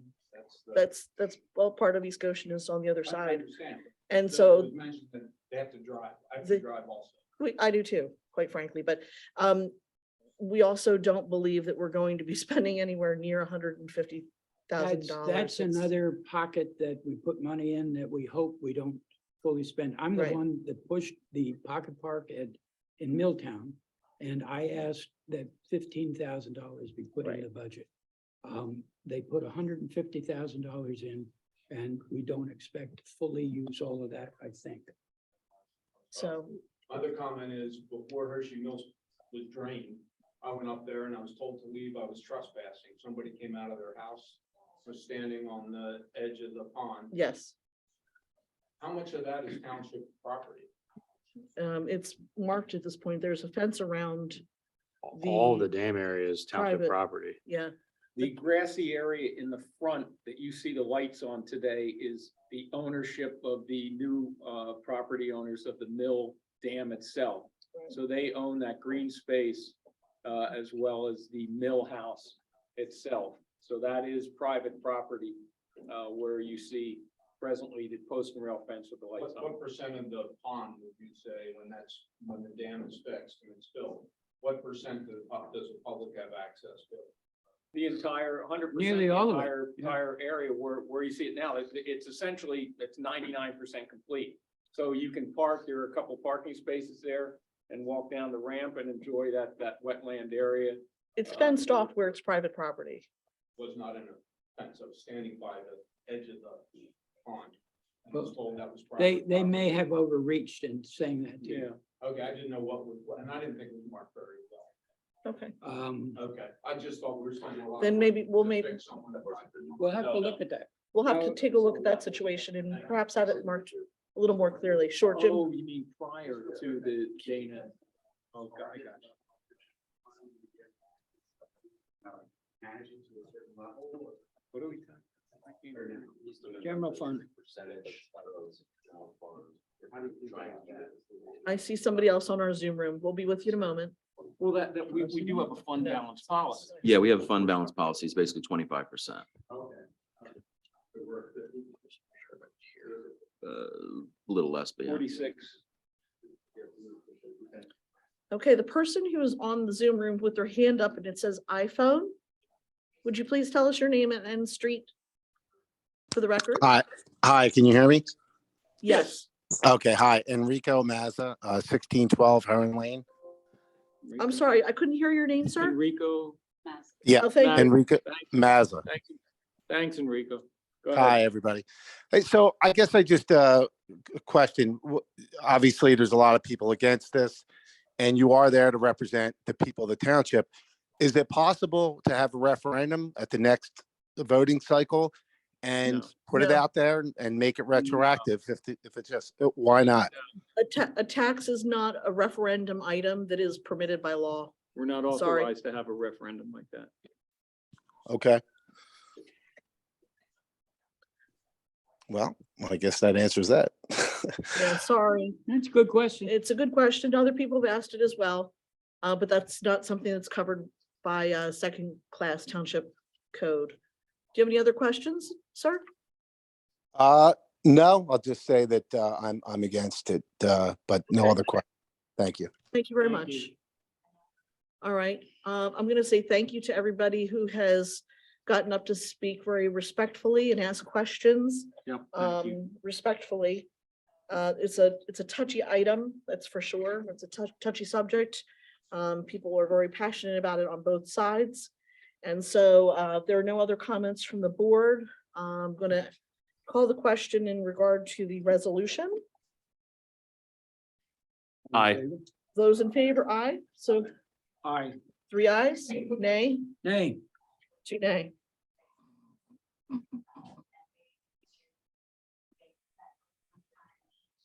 Okay, so the resolution passes 3-2. There will be a tax increase. The property tax will be set at 1.75 mil for the year 2023 moving forward. And next up is the budget. This is regarding the passage of the budget. This budget has been discussed at multiple meetings since September. We've been very transparent in this process. Derek or Dave, do you want to take it from there? Sure. I mean, I can make a motion on the budget itself, Okay. Madam Chair, if it please you to do that. Okay, Madam Chair, I make a motion, we adopt the 2023 proposed budget in the following amounts.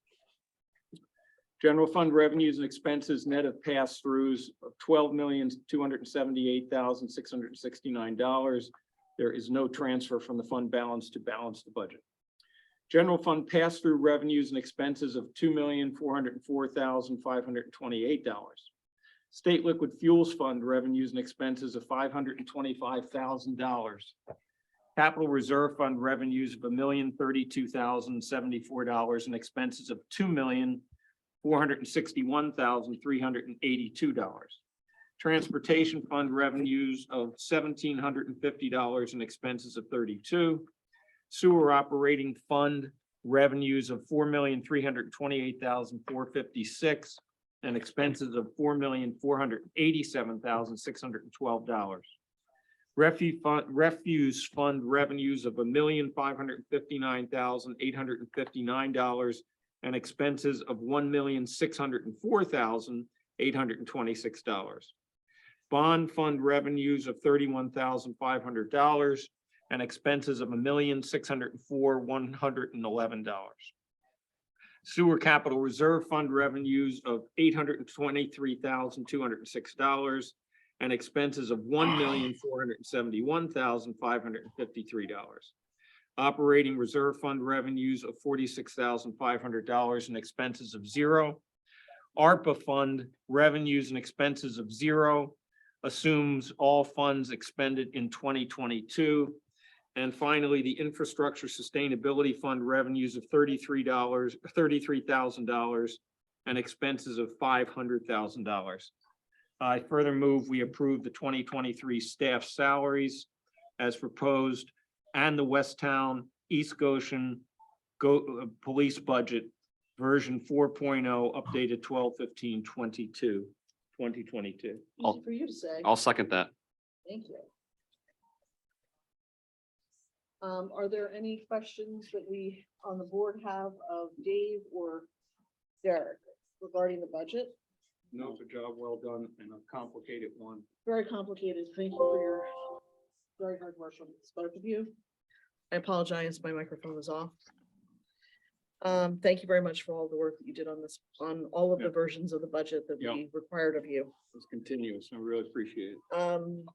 Many of you have already spoken, and if you have any comments directly on the proposed budget, we'd ask you to come up to the podium and say what you need to say.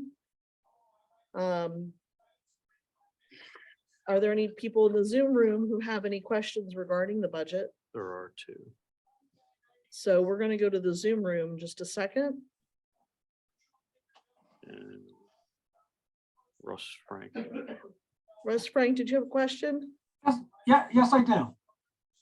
Can Okay, you hear me? Can you hear me? yep, we can. Okay. I brought this up at a couple of meetings before. Why the urgency to get this thing done at the end of the year like it has been done in the past several years? And the answer I received, was it's required by law. So I went out Yes, and read the regulations on this. And I understand what the words say, but where's the penalty that shows you why you can't go into January and make adjustments as required, as indicated by section D of that regulation? I just want to understand what where the penalty falls that makes us do this thing so quickly at the end of the year.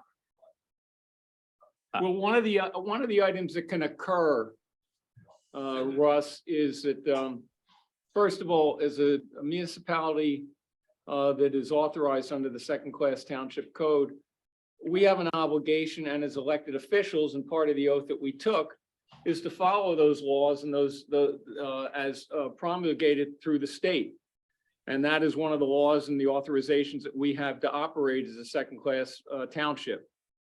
Number two, were we to not follow that, and during the auditing process or auditing of other funds, such as the liquid fuels funds by the state, were they to see that we were out of sync with that and did not follow the law as authorized, they may withhold those funds. They may further penalize us. It's rare that could happen, but it is a possibility. So we are following the obligations that are provided and as we're authorized in the second-class township code, and we are following the oath that we took to serve as elected officials on the Board of Supervisors. I understand that, Mike, and I appreciate it. It's just that there is an out under section D that says month of January you can make adjustments, and You can reopen the budget, right. correct? Just to be clear, though, that only applies the year after a municipal election. We did not have a municipal Correct. election this year, so Yep. that doesn't apply to next year. Sorry about that. Yes, you're right.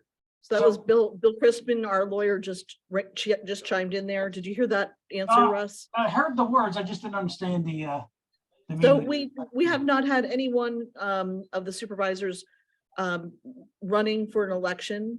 So the only time we can reopen the budget in January is if if a new supervisor comes on board, looks and says, I want to reopen the budget because I think we need to relook at this before I can agree to And it. then you have to close that process by February 15th, I believe, Yeah. even when it Right, happens. yeah, that's And what I Bill, asked as well. What are the parameters in that circumstance as to how much that budget can be altered after a municipal election into the following new year of that? Is it I the don't- 10-25 rule, 10% or 25%? Does No the 10 proposed amended budget shall be for final adoption, be revised upward in excess of 10% in the aggregate or in excess of 25% On any line. of the amount of any major category. Yeah, I understood all that prior to that, but I'm glad Right. that the solicitor really explained what I was looking for. That's what I was looking for about the reason why. It's really to protect an incoming board from a lame duck board making changes Outrageous. Yeah, that that's the right. new board wouldn't want. Well, Russ, there's another answer. This is John, Russ. As a practical matter, I don't think delaying this a month is going to change any minds of the board. I think we've wrestled with this for months now. All five of us, all of us believe that we're voting the right way. And I don't think that will change in a month. That's not the answer I was looking for, John. I appreciate the answer, but I know what you have gone through. I understand it. And you have gone through a lot over the past few months. And Dave, you really have done a hell of a job in giving all this, these numbers, some validity to understand. And I appreciate that. And I wasn't challenging the budget, just trying to challenge the rule and understand the rule better, to become a better citizen in the township. That was my whole reason. Thanks, Russ. Okay, thank you, Russ. And there's another question on our Zoom room and then one in the room. So let's go to the Zoom room. And Actually, I do not think there is another one, Madam does Chair. anybody else on the Zoom platform have a question? Raise your hand if you do. We'll get back to you. Rob, do you want to come on up? Did you have something you wanted to comment on?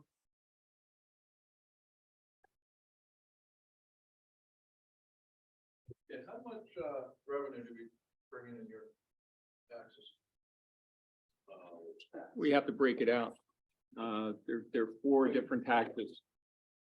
There's earned income tax, there's real estate property tax, there's real estate transfer tax, there's local services tax. Those are the four basic taxes. We use all of those taxes. So Property taxes is roughly 30% of the total revenue income. it's about $2 million for property tax. So we bring in $2 million. And that hasn't changed in about 20 years. Well, whenever. Yes. So you bring in $2 million a year. And we're spending how much this year? 12. Oh, for the new year, 12 and a half. 12.278. 12.278 mil.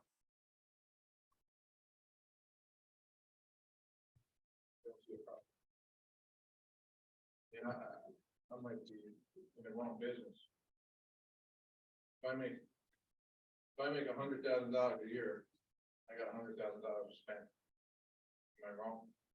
Well, we have other, Just to be clear that That's just one revenue stream. EIT is the largest. Total revenue you bring in a year. You said tax, okay. You asked Total tax. revenue that we bring in, It's 12.2. Well. Well, projected. 2021 was almost $11.5 million. So you bring in $11.5 million, that pays this building everything. And we're going up to 12 million. 12,000,003. That's, why are we not trying to say, hey, we're bringing in 11 million, whatever, obviously. Why are we not trying to work that as our number? We do every year, Rob, the costs go up We're looking for cost savings as we go along, as we referenced a couple that the staff had worked on to save some dollars here or there.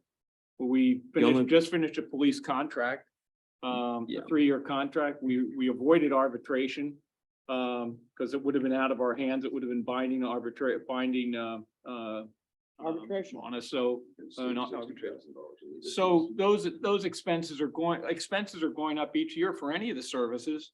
No different than in our own household budgets, whether it's Verizon, whether it's water, whether it's sewer, we're all subject to increased expenses, and the township is another entity. They're another The household. the police by itself from 2023 versus 2021 is $530,000.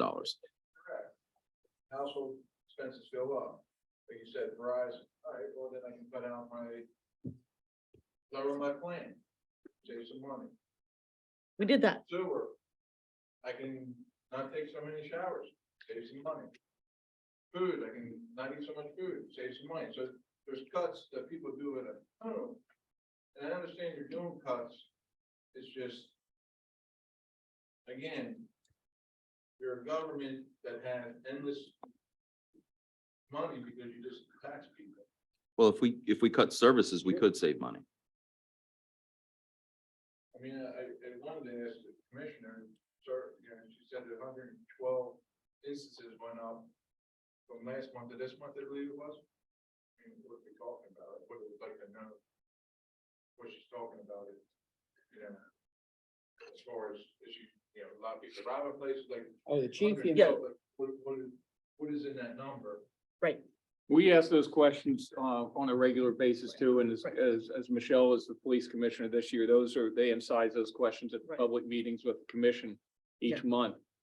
So those are questions that are And asked. we get a little bit more in depth with those numbers at the police commission.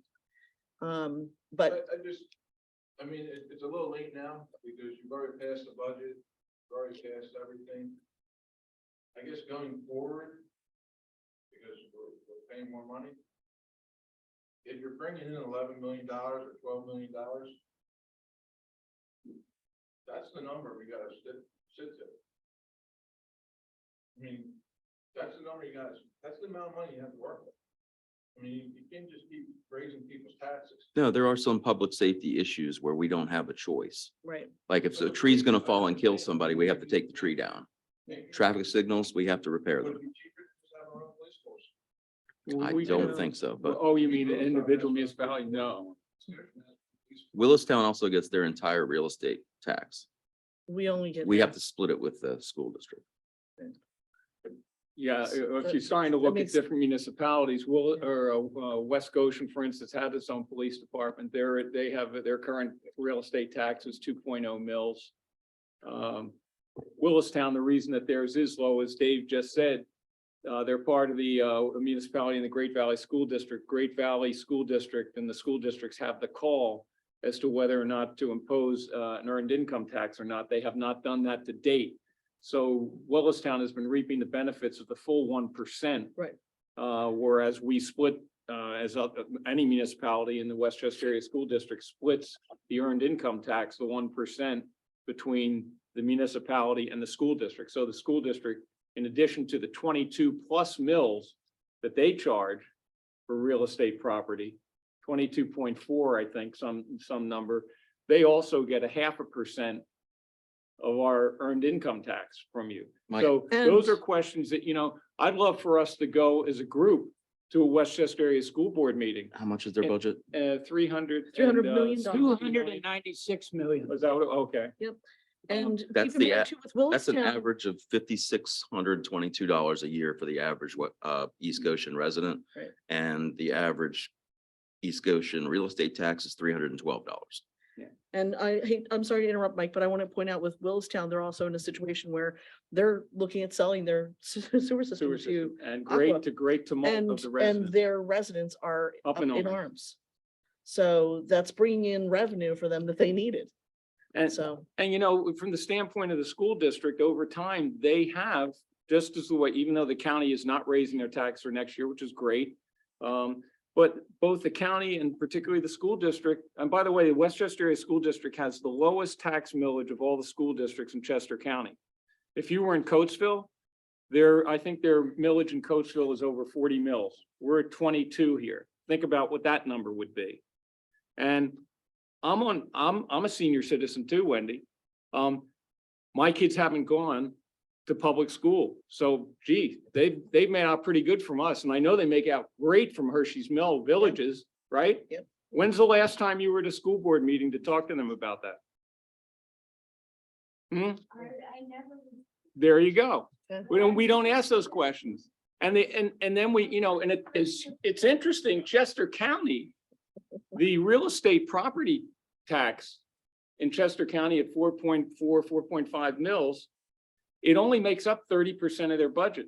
They get either 40 or 50% of all the revenue that makes up their $650 million budget from state and federal grants. Imagine if those state and federal grants disappeared.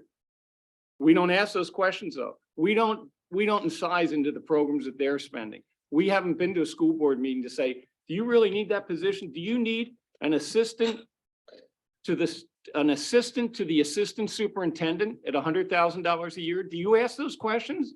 We don't. And we just accept it because you know why?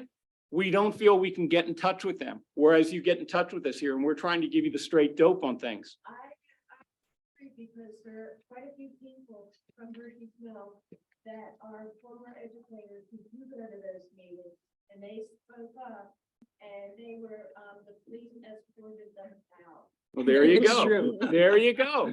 Beautiful. There you go. And you only have 3 minutes, even if they like you. Right? So,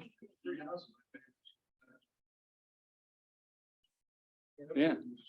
I don't mean to smash you with that, but it's just as citizens, don't you think, matter of fact, you ask my wife what my commentary is when I'm watching PBS or the nightly news and we hear what's going on in our great Washington system. And how much input do we have on that none. with the taxes that we pay? How much input? None. You can't even talk to a senator outside of the state by way of email or anything else. You can't connect to them. So we talk about a representative democracy, which is what this is. That's what we have. And we get nothing as far as transparency or ability to access. Whereas I've said it all along for 30, 40 years now.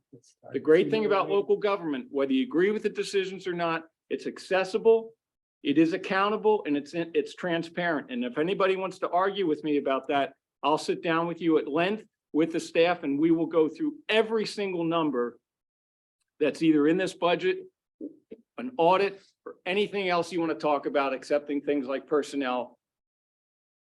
That is the great thing about local government, even if you don't agree with what has occurred at different times. It is a representatory government. Representation is by the vote. Absolutely. If you're not happy with someone, you try and change the vote, change the electorate, change the administration. That will be the prerogative. From my standpoint as one supervisor who was serving one term and that's it, I've looked at numbers for these kind of numbers in municipal government for going on 40 years now, in the role of both a director of finance and a manager. I know what these numbers are about. I'm on a fixed income. I'm going to be paying the additional taxes too. I'm not in favor of additional taxes.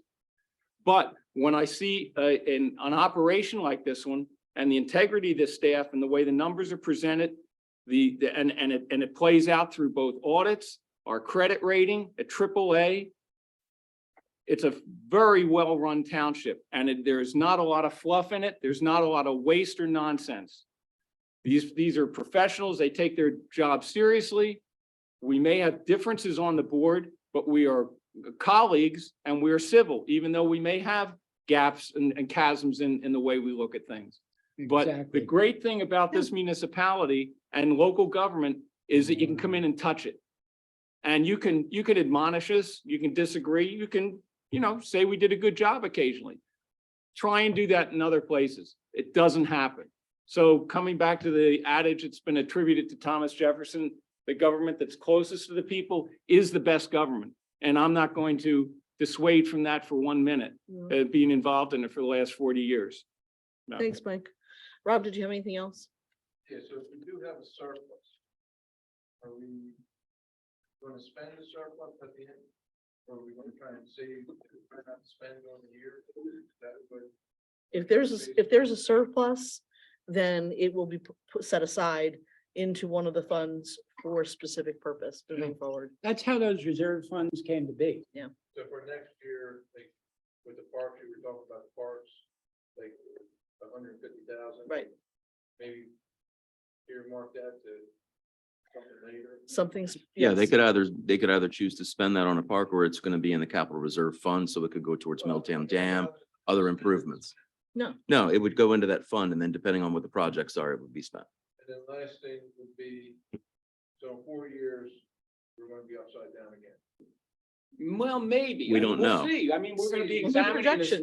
Rob, from year to year. Can you look at this, like, this upcoming year to kind of see. Absolutely. what's the lowest, We'll do it every least year.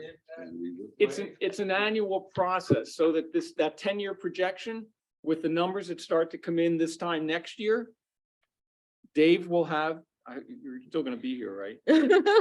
Dave, I hope he is, will have fresh numbers, and that 10-year projection will show itself, hopefully with better news, and that deficit that's showing itself over the next 10-year period, of course, will be into 2034 next cycle, for the horizon, and we'll see what that looks like. Maybe Mike- it'll improve. I'm going to disagree with you. It's not an annual thing. It's an every month thing. Well, We look at okay, every all right. single month. I don't every mind you single month, disagreeing Rob, with me on that. because honestly, we do. We look at year to date We are all the looking time. at it. Every meeting we're at, we Every are meeting. looking at, it. And of Yeah. course, you know, that I thought I heard Russ, and I could have misunderstood Russ, but there was, you had asked a question and at least used the phrase rushing into the budget. You know, the budget process, we really goes on throughout the year, but it really ramps up into what we refer to as, or at least I refer to as budget season. Mhm. It really starts in August, and then we start to see things in our September meetings and go forward. But even at our budget meeting or budget approval process last year in the November, December, when the actual preliminary is put forth for advertisement and public comment, as well as the final adoption in December, we were talking then about what the numbers looked like, and they didn't look good. So it was coming up in our conversation that's inevitable. We're going to have a property tax increase sooner than later. And we don't have any other revenue sources under taxes. We can't increase our earned income tax for pure general fund revenue. And real estate transfer tax is variable. There's no guarantee of what's going to come in each year, depending on transactional business. Right. And the local services tax is a $52 a year on workers in the township. And that's a smaller number, but that's our only source to go to. And by the way, I'm pretty sure the second-class township code allows real estate, authorizes municipalities to have a real estate tax millage. I think it's up to 20 mils, if I'm not mistaken, the current allowances, maybe 15 or 20. Is it 14? Yeah, so we're not there, and man, oh man, I hope we're not going there. At least I hope I'm not on the planet if that's. I'm when gonna that happens. say, Rob, when I met supervisor from Warminster Township, a new supervisor back in 2020, when we were attending classes to learn what this job would entail, I found out that they were going to have to increase their taxes by 7 or 8 mil in order to just catch up and barely break even. So they were, whatever the state maximum was, is what they were going to have to raise it by. So that's, glad we're not there. But you know, on bottom line though, I wish that East Goshen in prior years had thought about the annual COLA and at least made some modifications to it, to the tax base on the base you indicated, 1/10 of a mil, if 0.05 mil, something to at least reflect that. Understanding all the while trying to look at expenses and manage those. But it hasn't been done, and so many other municipalities have waited because of appearances and optics, politics, whatever you want to say. People don't like tax increases, I get it. And all of those reasons, then they wait for the one time, long time, which creates tumult, drama, 40%. Well, that number's a big number, but then you have to break it down. But nonetheless, if it had been incremental, you know, I don't want to pay the school district tax either, but I appreciate what they've done. I'd rather see it go incrementally than get a 2 or 3 mil increase over the course of 1 year, which could happen at a school district.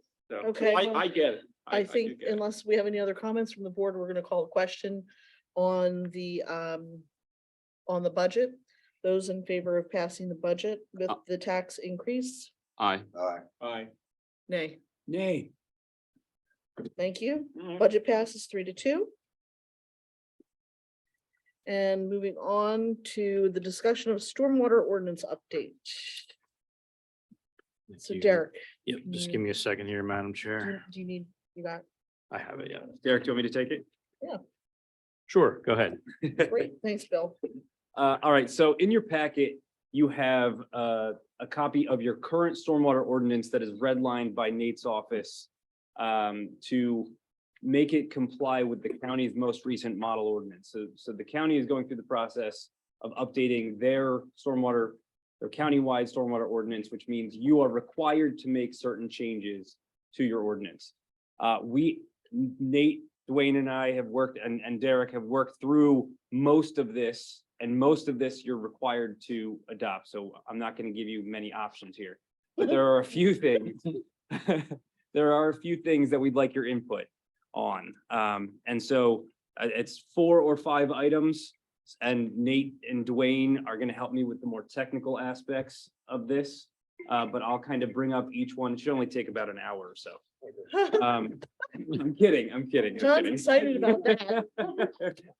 We gotta have caffeine in my diet. Thanks for sticking it out, guys. All right. And frankly, you don't even need to flip along in the ordinance that's Oh, in great. your packet. I'll just talk to you about these Great. concepts, and then we'll sort of put it into the format that you would want. And then at a subsequent meeting, you'll get a final draft of this that you'll then approve for adoption. Perfect. Okay? So Nate, I'm gonna need you and Dwayne on this one first. So the first one on my list, if you recall, a couple months ago, the issue was brought up that the township's ordinance requires stormwater management on any disturbance over 10 square feet. You can go up to a minimum of 1,000 square feet. And that's what the model ordinance says, or anywhere in between. So in other words, right now, anytime someone puts 10 square feet of impervious surface, they have to do stormwater management. You can increase that to 1,000 square feet.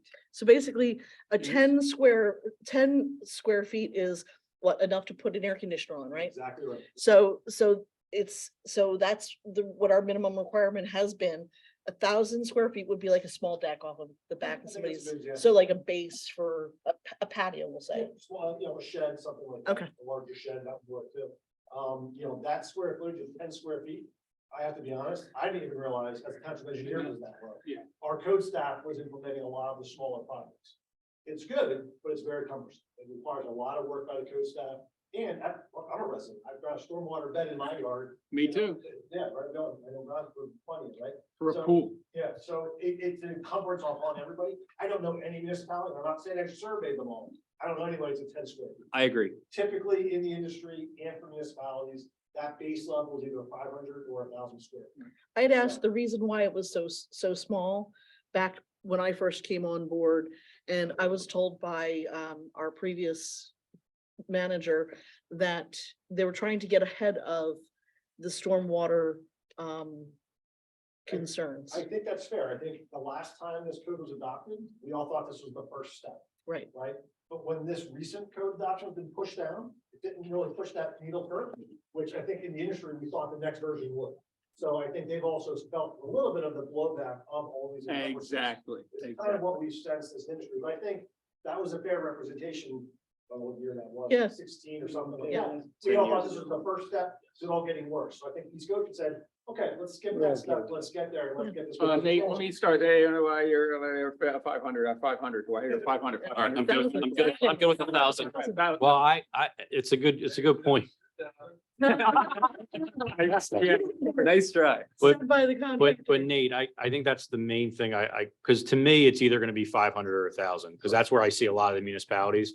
Yeah. So I'd like to see, where you and Dwayne are, and I have a little bit more conversation on, is it, do you see a negative of going up to 1,000? Because I would like to be right around that model ordinance of 1,000, but, Here's you what's know. gonna happen, guys, I'll be honest with you, whatever number we choose, whether it's 500 or 1,000, what's gonna happen is we're gonna get whatever that permit number is, we're gonna get a lot of pool permits, they're gonna be 990, right? Yeah. So that's really the reality of the situation, whatever we artificially set that number at, it's gonna start dictating some people's projects to a point. But I would say across the industry, municipalities, 1,000 is the number, right? If I say, I'd say, what is everybody else doing? I think we might have been the vanguard on that stormwater question, but typically 1,000. But by going down to 500, we do capture a lot more permits for these pool permits or these additions, okay? And Dwayne and I have been doing this for a long time. 90% of the complaints and problems you get is from that your next door neighbor who puts in the addition, but it's under that number, so they don't do stormwater management. Everybody's pointing fingers, they're calling Dwayne, we're going out there, we're bringing one of you because it's your neighbor. So That's you where the just, conflict you comes just kind of hit the nail on the head with why I'm concerned about going up to 1,000, because I feel like a lot of let's be honest, codes is a complaint driven industry. So between that 500 square feet and 1,000 square feet, are we going to get a lot of people that, are doing things that they shouldn't be, and we don't have a way to capture that? That's another great example, and Dwayne reminded me of our previous conversation, which is building permit requirements kick in at 500 square feet.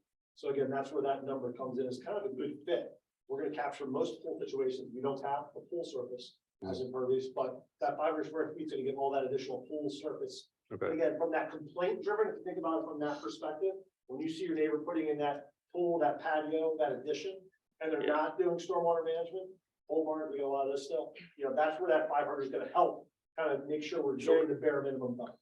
And it's ultimately a policy decision for the board. Right. So. Dwayne, what's your read? Tell us what your thoughts are, because you're in the trench. The 10 square feet was Ridiculous. ridiculous. Yes, agreed. The fair, what I'm looking at since I took over and trying to reprocess everything would be at 500, because it ties into your building permits. So larger things, we're now removing decks, we're removing sheds, we're removing a lot of those little things that people had to put that extra cost out that really wasn't necessary. If we're looking at decks and sheds and stuff like that, like 120 square foot shed, we're putting, $1,000, $2,000 worth of stone under a shed Yeah. for a 2-acre property. Yeah. You start thinking common sense, that's gonna tell you to. Well, The only thing we were looking at when Nate and I talked was the 500 mark for the township, because it ties into your building, now puts it under the Uniform Construction Code, where the state and some other things will look at that maybe a little bit differently, would be a good plane to put that. Personally, if you choose 1,000, that's fine too, we'll work with that. Sure. Let me ask you this, relative to your operation, yourself and your staff, what will 500 square feet, and it'd probably be a qualitative response, I don't think you've really metered it out, but 500 square feet as the threshold versus 1,000 mean for workload, additional costs, those and additional costs for the resident as well as you, the staff, and will this trigger the need for more staff? Those kind of potential expenses. Share your thoughts on that. The 500-foot level is gonna actually, it will right now lessen some of the tracking we need to do. Okay. Right. 1,000 square feet, of course, is gonna make that even easier. Yeah. Once you hit the 2,000 square foot mark, you have to put in a system anyway. Yeah. It's a cumulative, for the properties. The 500-foot mark will require us to do a little bit more tracking and stuff like that. Not nearly as much as we have to. Okay. So Hypothetically, either way is lessening, but my thinking throughout this whole process and going through and talking to Nate and everything else was I got stuck on the 500 mark because it draws into the building permits. Now you're starting to look at people putting one-car garages in, you're starting to get the buildings, things like that, that you would want to have that storm system put in. So looking through it that way, I'm looking at the structures that are going to be put in, how they're going to be done, and how water's going to run off of those things. the 500 mark, you're not getting the larger building. We would have the latitude also if we started with 500 to increase it to 1,000 next year. If you would say, you would come in and go, because X, Y, Z. So just like many things, it's dynamic and we can change it at least relative to this mandate that we have to do. We have that latitude. Yes, So- I'm sorry. I was just gonna say, so sounds like we're getting a consensus. I have a question. I don't know, are we? No, I don't know. I got a question. I was trying to go with 500. I'm 1,000. Okay. If we went to 1,000, Dwayne, would we lose a lot of money, in permits? you're gonna lose money. How much so? I have no Ballpark. idea. Okay, but we're gonna be increasing the cost of the projects, these little projects, though. We're already increasing it at a ridiculous amount for this 10 square Oh, feet. yeah, that's. That's ridiculous. It makes it so onerous on the homeowner to have to put in a system for 500 square feet. And even at 1,000, you're still going to wind up, once you hit that 2,000 mark, because it's cumulative, you're still gonna wind up putting a system. So therefore, if we do a 500 square foot system one year, and a 500 square foot system the next year, then we're gonna have to look at, does that following system require to put in a stormwater management system? So at some point, if you hit that 2,000 mark or that 1,000 mark, it can be written so that at that point you will be required to do it. So if you do smaller projects, I know right now, off the top of my head, the 2,000 mark, you're required to put one in no matter what that meets that 2,000 requirement. So, and that's a state. Cumulative is a state, is a state Separate requirement. project. Cumulative is part of the state requirement with the ordinance. It is multiple projects over years if you hit those marks. Correct, we with- track it regardless, so Yes. once you hit that level, now in East Goshen, we almost don't have to track it, so we're at 10. Because everything If is, it's right, 500 or 1,000, then it's gotta be tracked, so he's issuing a zoning permit or some sort of permit for something, and you do 495, and you come in 3 years later and you say, okay, now I wanna put in this pole barn or this pool, and now I'm at 1,000, check the box, we're doing stormwater management, so it is cumulative and tracked. So tracking wise, at 500 or 1,000, it's not necessarily gonna, as you said, either one's going to lessen your workload relative to that. If it were 500, sure, you would have a bit more than you would at 1,000, but not nearly what you have now Any change you make right now would is be less of better. our work. Yeah. Because now we have to track it. Okay. put, a sidewalk or Rob, a short comment? It's gotta be short, though, because this is still board discussion. Most houses in this area are acre property. No, No.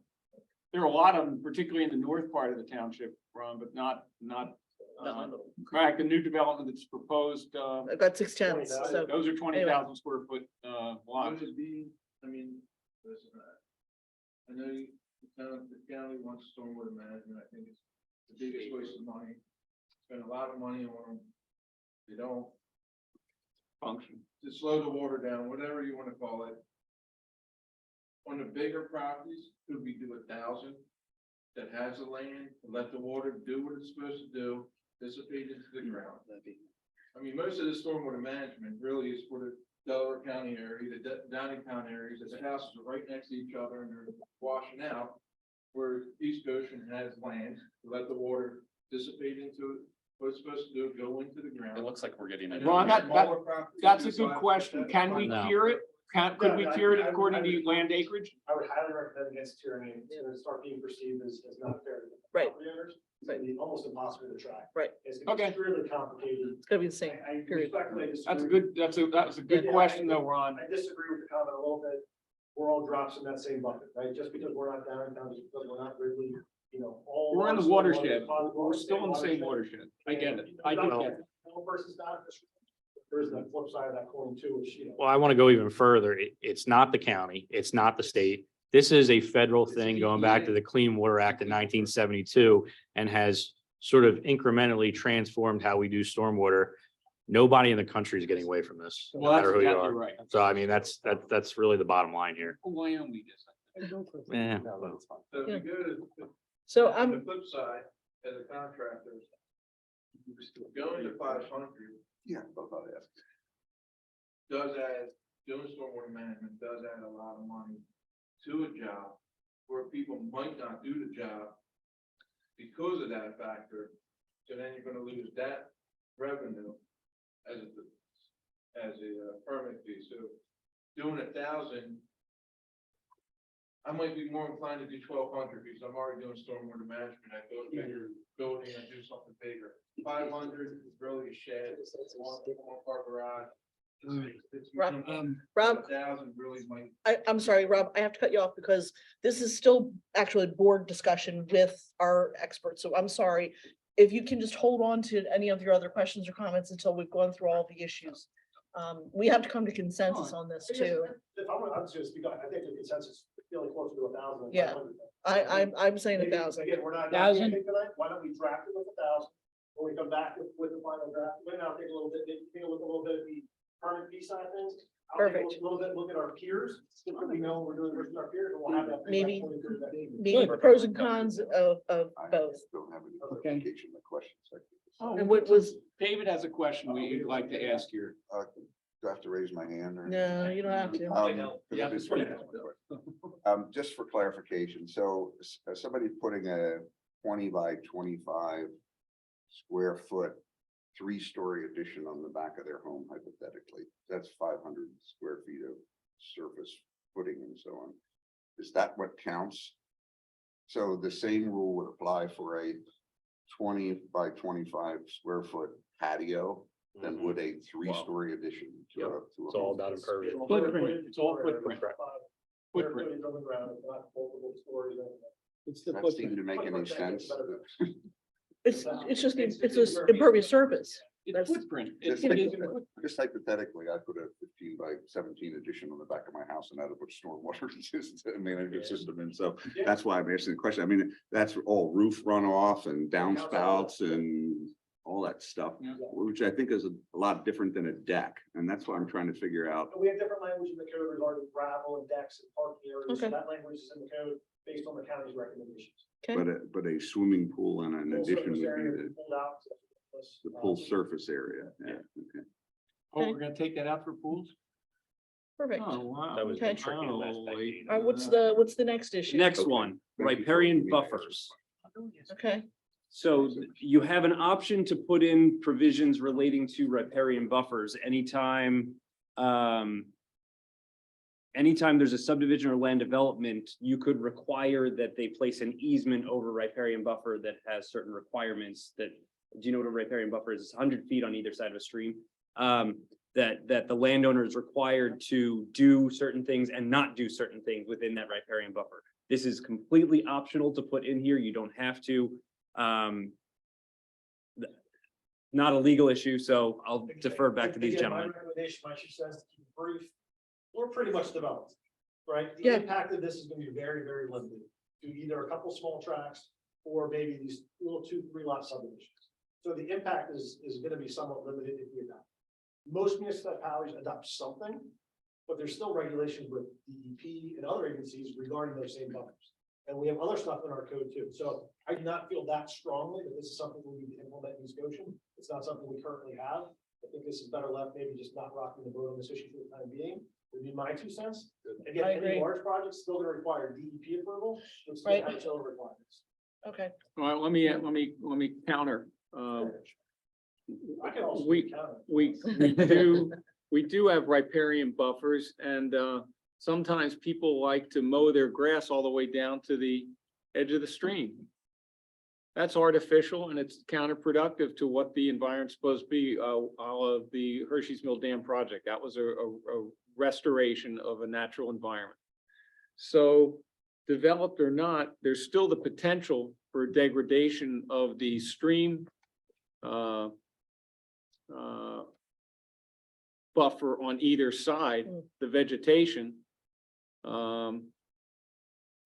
But it's only under new development where that would come into play. Right, exactly. That's So- right. So that's, Somebody I just want to hear, back the entire backyard. Yeah. And I'm like, oh boy, what do we do? Like, well, this guy, what are we gonna do? We plant everything back and it looks better than it did. At what point are we over regulating everything? I think a little bit. I can let it So- go. For East Goshen, I can let it go. East Bradford, we didn't let it go. East Bradford again. Really, Different they- townships. I know, of course. Very Thank different. you. Yeah. Thank you for that clarification.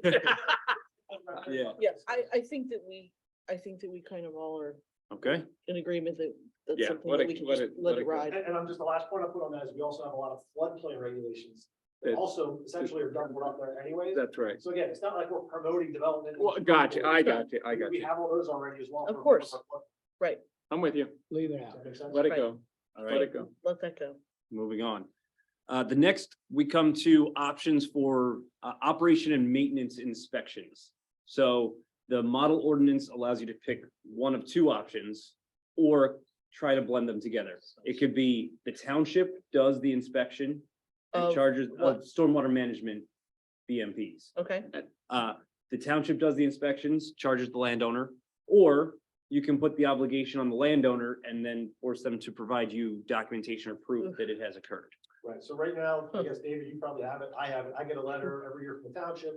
I sign and say I inspected my stormwater system like a good township resident. Did I see air quotes there? It goes back into the file. I think talking to Dwayne, what we're suggesting is a little bit of a two-tiered system, and we'll draft it and work with Bill. Again, residential would be more of that self-reporting type system. Anything large, community systems, commercial development would be more on the secondary tier system, would have more self-reporting requirements. So that's kind of our Okay. recommendation, try to make it easy for the residents, but also make sure larger systems that are more sophisticated, commercial developments, large neighborhoods, Hershey Mill, for example, coming in, Hershey Mill Farm, for example, coming in, would have maybe a higher standard of care. That sounds like I'm okay with reasonable that. approach with that one. yeah. Yep. Okay. Okay, good. Honestly, I think those might be it. One more. This one should be really easy. Oh, good. So. Yes, it should. Do not speak before. You're right, you're right. Just You're change right, that you're right, you're one. nice. Well, I'm going based on the previous conversations that this 9:15, Bill. board has, that this board has recognized that you guys have a lot of boards and commissions. And your stormwater ordinance creates a stormwater management appeals board that Yes, that's Conservancy right. We- board. So I don't know that it's ever been used. I don't think anyone has ever used a stormwater management appeals boards, but if someone wants to appeal an action of one of these fellows right here, you have to choose where that appeal would go. Ugh, The model ordinance says Board of Supervisors. That's what everyone else has. And I've been doing it for a long time in a lot of communities. I've never even seen, I don't know if you've ever seen that. Never. It's almost like a building code board of appeals, hardly ever. We technically have it, but oftentimes that you can call Yeah, it but- what. I can't tell you the last time we had. So the model ordinance just defaulted to the Board of Supervisors because it never happens. And it's really appealing a decision of your zoning officer, your codes officials, and your engineer. So it probably should go to you guys since they report And to you, you. the staff would be providing us a recommation, Sure. commentary that we could Okay.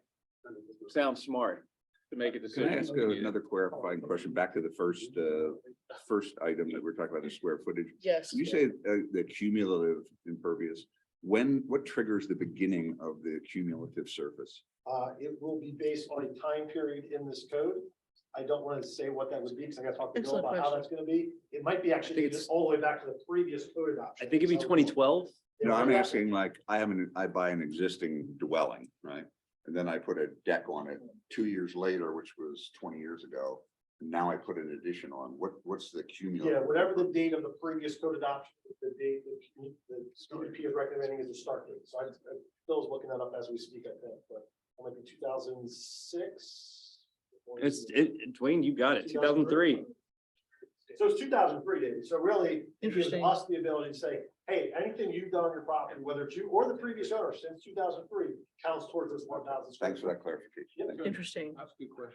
So the addition that we put on in 2002, We'll get to the next guess. No, 2002. 2002 doesn't count. It's when this code was adopted on the books, the 2003. original one. You got lucky. And then we put a shed up. But we put gravel underneath, We so wouldn't- we're fine. Yeah, you're It's good. no issue. Yep. Okay. We're All not right, gonna great. retroactively, anybody that's already taken stormwater account, that would count. Okay, and Dwayne, will there be a mechanism to know that somebody has had some type of improvement that has, Not been permanent. Neighbor no, not complaints. been permitted, but an improvement that has been permitted, A way to track it is yours. a way to track it, like starting in 2003, and say, okay, well, you actually were permitted to do this in 2005. Was it required that we had stormwater management at that time. That was 2012 or 16 or whatever. Yeah. But cumulatively, because it was after 2003. There's no set way of tracking that right now. What I do is I do permits. I actually go back through all our files. Okay, It does at the basement if I have to okay. get that information and then calculate that out. And then you let the homeowner know And about then it. we do that during our permit review. Okay, So the permit doesn't get approved until we've done that, okay. because that goes along with the stormwater permit. Do you give that to the resident in writing? That they're gonna need to do stormwater Yes, management? all that's done as part of the Okay, permitting. that's fine, that's fine. Wayne and I are often the bearers of the bad news. Okay, Better you than me. yeah, okay, man. Does anybody else have any questions on the board? No, that was informative. I think that was Appreciate good. it, Cody. Right. I'll get to my, as a resident, I get my public comment about the taxes. Hey, thank No, that issue is Thanks, closed, Wayne. actually. You'll have to wait until, you'll have to wait until public Yeah. comment time and then yes. Public Yeah, comment please, December thank you. 2023. Can I make this motion? Yeah. So I did make the motion. I don't know if I was jumping the gun here. I did make the motion to advertise based on the changes come tonight. So I don't know what you guys want to do. Do you want to see the draft before we advertise it, or do you want us to put it together and then advertise it and you can adopt it? I'm okay with 1,000. I'm comfortable with our discussion Okay. and you putting Yeah. it together. You guys are good putting with it this? in a Together. Public session. Go ahead. Public hearing. Madam Chair, I move we authorize the solicitor and the township manager to advertise an amendment to chapter 195 of our code titled Stormwater Management based on the 2022 Countywide Act 167 Stormwater Management Plan, as well as the other changes discussed tonight. Thank you, Second the motion. thank you. As far as advertising this, are there any comments from the board? This is a double advertisement. It's only a single. Oh, is it just legislative? Okay. Okay, are there any comments from the room here regarding this, the advertisement of this change? Okay, so it's specifically about advertising it. State your name, please. Otherwise, you're gonna, seriously, you have to just, it's just, Ridiculous. it's, we'll get to that in public comment. You just bring it up in a minute. It's specifically about whether or not you, if you don't agree with advertising for the ordinance, then let me know. Then we have to wait for a moment. And there are no questions in the Zoom room. So I'm gonna call the question. Those in favor of Hold on, advertising? I'm sorry. Oh. Russ has a question.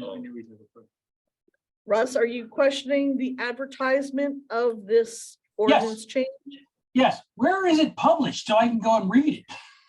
Since you're It's allowed to not put it on your published yet. website. We're going, Well, We're going to it's in the adver- packet. it's in So the it's online in the packet. packet. Oh, okay. Yeah. Okay, and But it'll be in the newspaper. it's but the Well, not the- advertisement Not is the the entire. only. And that's Not an the unfunded entire mandate. thing. Go to We the need the county. money. Talk about Right. expenses. Stop dropping it off in the house. Stop, stop. which newspaper?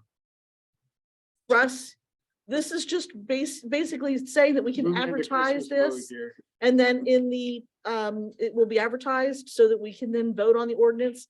That completed changed ordinance is going to be available in the packet in January. Yeah, I mean, it depends how quickly we can And get, then full public comment at the public hearing. And maybe it'll be- January 17th. January Okay. 17th. All right, Open. thank you. Okay, those in favor of authorizing the advertisement? Aye. Aye. Hi. Thank you. Moving along Yeah, so quickly. so quickly. Okay,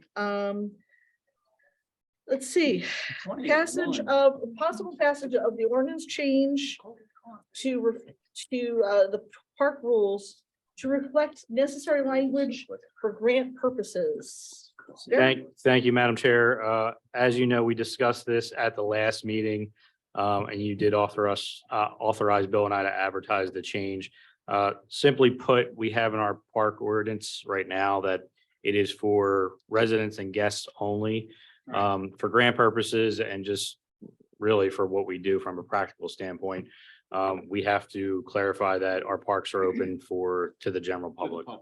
Madam Chair, I move that we pass the ordinance change to section 163-3 of the Code of Ordinances titled Rules and Regulations, hereby deleting language in subsection A that specifies the township parks are only open to residents and accompanying guests. Thank you. Thank you. Thank you, Mike. Mike seconded that. Are there any questions on the issue here at the board level? Any questions regarding this verbiage change in the room or the Zoom room? So this is just allowing the park to be open to the public officially so that we can be eligible for grant monies. I'm going to call the question. Those in favor of the change? Aye. Aye. Any against? No. Thank you. Passes 5-0 and consider passes of resolution 2022-19 to comply with Act 57 of 2022. Madam Chair, I'm gonna let Bill take this one. Oh, good. You don't have a choice. This is another one. Statute says you need to do this.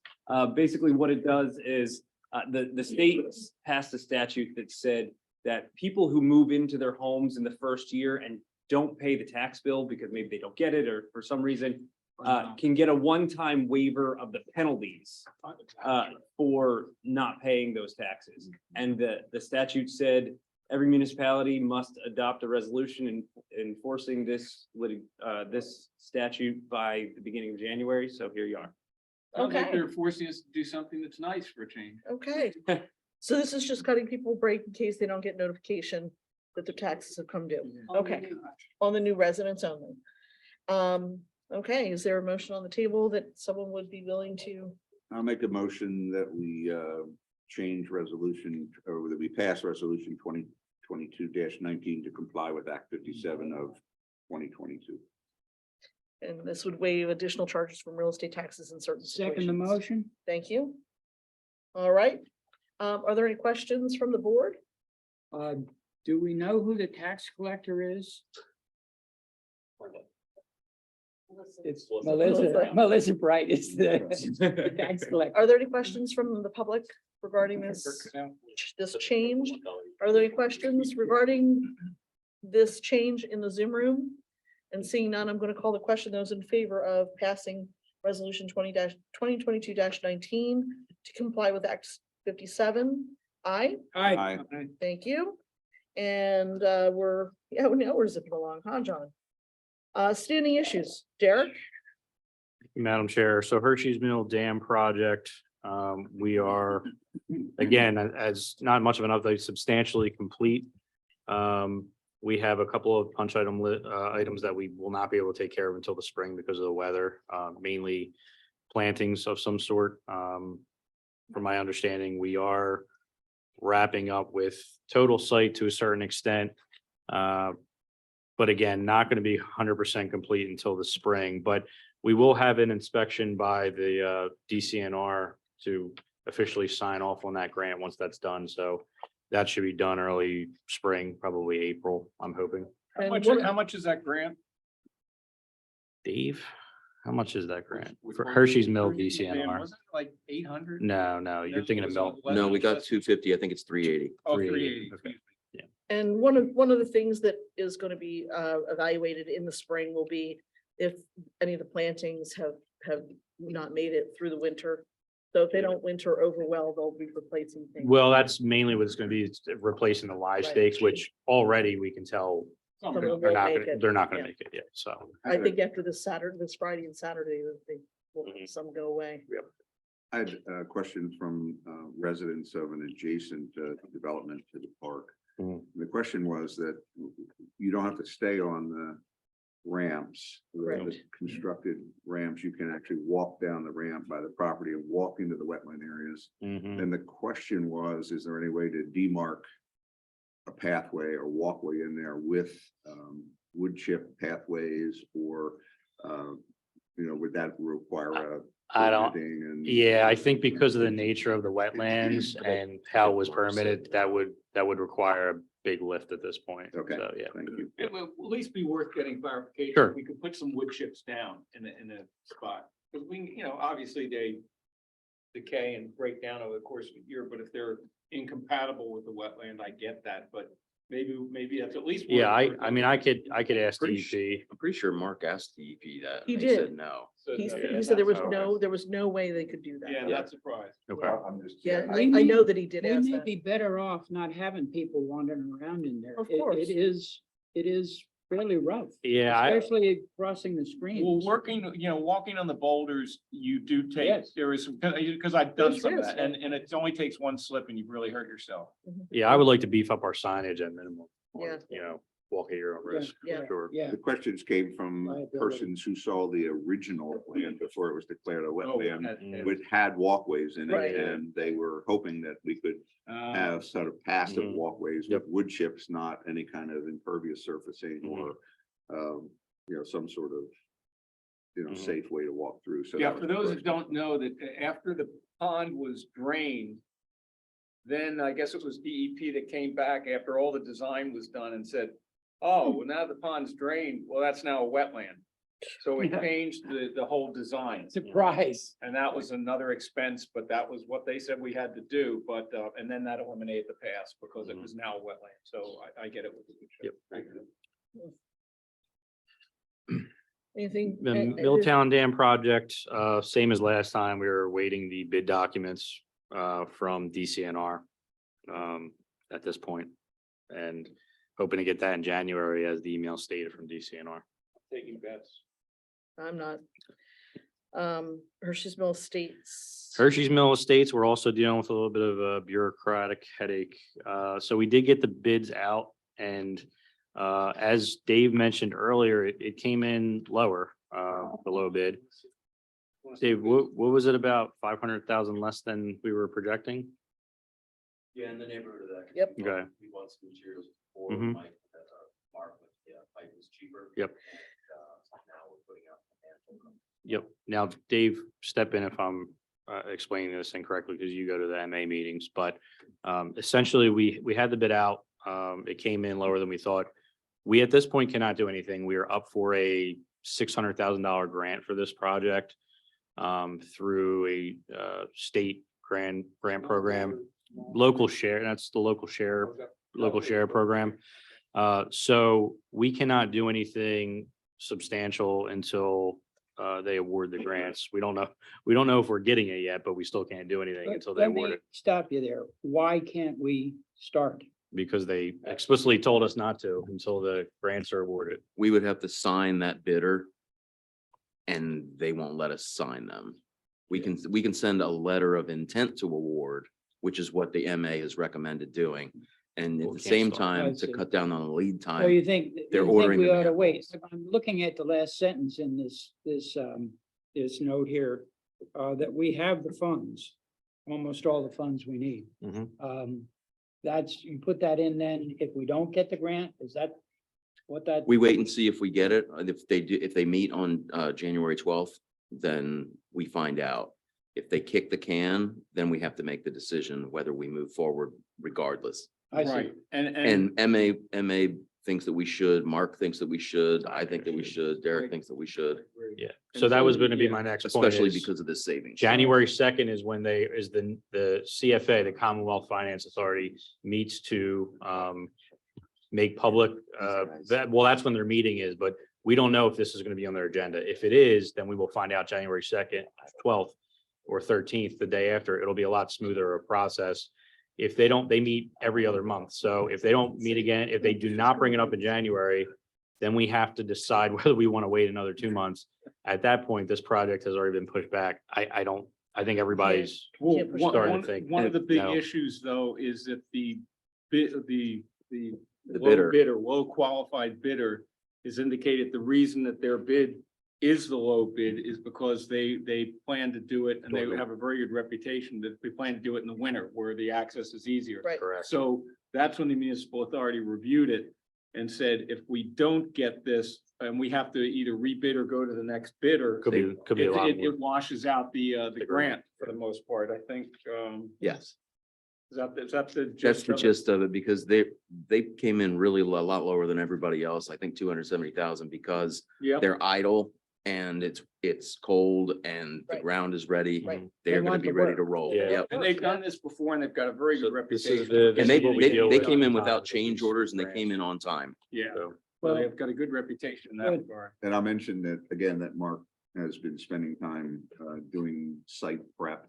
Yeah. And lay down yard, site preparation, tree removal and so on. So it's not like we're not doing anything. Right, in Preparation to get started. which saves us money ultimately. Oh, absolutely. And the faster we can Right. get started, the faster we can finish it Good. and not have this Sure. people's lives in upheaval. Yep. Yeah, that's a pain in the neck. So that is all I All have. right. Are there Madam any other Chair. matters? I by would the just want board? to make really one quick comment and just commend Michelle on how great she's led all these meetings this year and Thank you. how great the board's Yeah, been. nice job. So- you know. Thank you. Usually I'm the one that say. I can't go without everybody's support and. Well, the vice cooperation, chair so- has done a great job too. Yeah, right? thanks for stepping up last What- meeting, John. I really appreciated that. I was scared to death. Oh, Last yeah, month, please, last are you last kidding meeting, me? I know. You were a little nervous there. There was kind of sweat coming off your lip, I think. Well, that's always. All So, year. so now we're at public comment. And so Rob, if you have a couple of comments regarding the stormwater, please have at it. And Russ Frank, I see that your hand is up. We'll give you in a minute. So inspecting stormwater management, Okay? you're leaving that up to the homeowners? For residential. To correct unless it's big. I mean, my question is, most homeowners know what they expect. Stormwater management. Yeah, so I was this gonna would say, be, oh, I guess. Please, Yeah. it doesn't matter. If it's a big project, Rob, it's probably your house. Keep in mind, this is not the inspections for the installation. This is after it's been installed. And after it's working. Yes, this is an annual inspection that's required, to say, hey, everything's operating. I would absolutely agree. Most homeowners are not gonna know what they need to look at. Historically, when that's come up, they've reached out to Mark Gordon when he was here. They would do the same with Wayne. And in those cases, they might go over, they might ask us to pop over, and we help them. if we ask them. Let me ask a question. Can we, in our letter that we send to the homeowners, can we say to them, or can we have I'm not trying to make it burdensome, but to confirm, since homeowners don't understand the systems or even their purpose, or whether they're functioning, require that it be, again, it's gonna be $150 or whatever for a professional civil engineer to review it. The process I have. I'm not trying to create a hoop or a burden, Yeah. but I'm just asking that question. I was already out and met with a couple residents this year that didn't know where it was. The process, going through that process with them, the process I would like to put going forward is when we do that permit, we will make a copy of that plan. We will have a checklist, and that will go out with those letters showing them where it's located on the property. That's good. They can check off the checklist, exactly what they need to inspect and send it. Oh, that's great. At that All right. point, That is if there's great. any issue- That is good. At that point, That's if there's great. any issue, call me Because and if you we'll go out. invite Dwayne. Oh, I got, that's really smart. I like that. Please. All right. You're It's just screwed. taking time to get some process. That's, Okay. okay, so it will be specific. That's great. And not Next have to, year, that's the goal. That's- Have it I got it. okay. more See how it works. Rob, check. Rob, how do you feel about that? I think I think it's reasonable, don't you? on that end, I do have a question. Say it is actually nice. The one I did was the rain garden, for $30,000. It goes into a distributary of the Ridley Creek Run. Now, over on Cornwallis, it also picks up Wineberry, Mhm. picks up a bunch of houses, and we had flooding the other. It was bad. Problem is, it doesn't work. So we're leaving these into homeowners' hands. That does not work. And hence it flooded out my house behind because it just, the water had no place to go. So that, I incurred the charge on that to have to fix my flooded house around. So again, like, to me, that, I would think, I'd rather that kind that goes into like a distributary or something like that to be inspected professionally to make sure it's running versus leaving it to the homeowner, because it really affects the ecosystem of the creek. Well, Yeah. And I'm not trying, listen, I'm Dwayne, part of it. could he have handled that differently? Well, I think with his systems, and I'm moderately familiar with those lots and the whole Cornwallis nexus over there. They might fall into that higher category because a lot of his projects were these 1, 2, 3 lot subdivision type projects where. Community. Exactly. Yeah. So in those types of Okay. it might fall, and that might be where we draw the line. It might be, if it's a new single family dwelling or higher, that's where a more sophisticated inspection is required, because honestly, that's where those more sophisticated. Yeah. ones get installed. So again, we'll come back to that, where we draw that line. Okay. It might not be simply residential, but the new single family dwelling or higher, that way that situation doesn't get. I will say too, and you guys could correct me if I'm wrong, but BMPs are only going to work up to a certain storm. So Right. we're always gonna have the IDAs of the world that, the BMPs aren't gonna work correctly. I understand, we want them to work as high quality as they can, but there's always gonna be that storm that even if they're functioning properly, it gets overrun and there's nothing anybody can do about it. So it's something to keep in mind. Are BMPs now, is it 5 years? Best management practices, is it 5 years or is it? the 5-year storm? design? Yeah, 5-year storm or is it? Most are like It's 20. much more intricate than that. More, depending on okay, the, I thought it might be, but I. One of the cutoffs going through this, what we're looking at to do self-inspection. Drywall. Okay. He has a rain garden and things like that. Those things you have to have a little bit more. And I've done that. I've worked in the county and done that. Yeah. But there are things most likely that need massively looking at from that engineer's perspective. Because there are intricate things that the homeowner's not gonna be able to evaluate. So that's gonna be one of the processes. You have to work out. Okay. Gotcha. And if Rob has any more suggestions or questions, could he reach out to you directly and maybe you can bring, and then you can actually, let us know, okay, this was a suggestion Rob had. That can- Okay. All right. All right, Rob, do you have anything else? Just so on the 2003. So if I build a house in 2003, 2003, you said put an addition on, didn't install one then. And then I go to put an addition on it now, you're saying that you can go back and maybe put stormwater on that. That will add up. If there was no stormwater done previously, Okay. that will add up to whatever that amount is. If you did 1,000-foot house, 1,000-foot addition, if you're at 2,000, now you have to meet that 2,000. So you're not gonna go back and say, all right, your house is built in 2003, you did no stormwater management. No, I review all the information the township has for your property. So if there's a Okay. rain garden or something put in place, then we deduct that size of that facility, what you need today. Rob.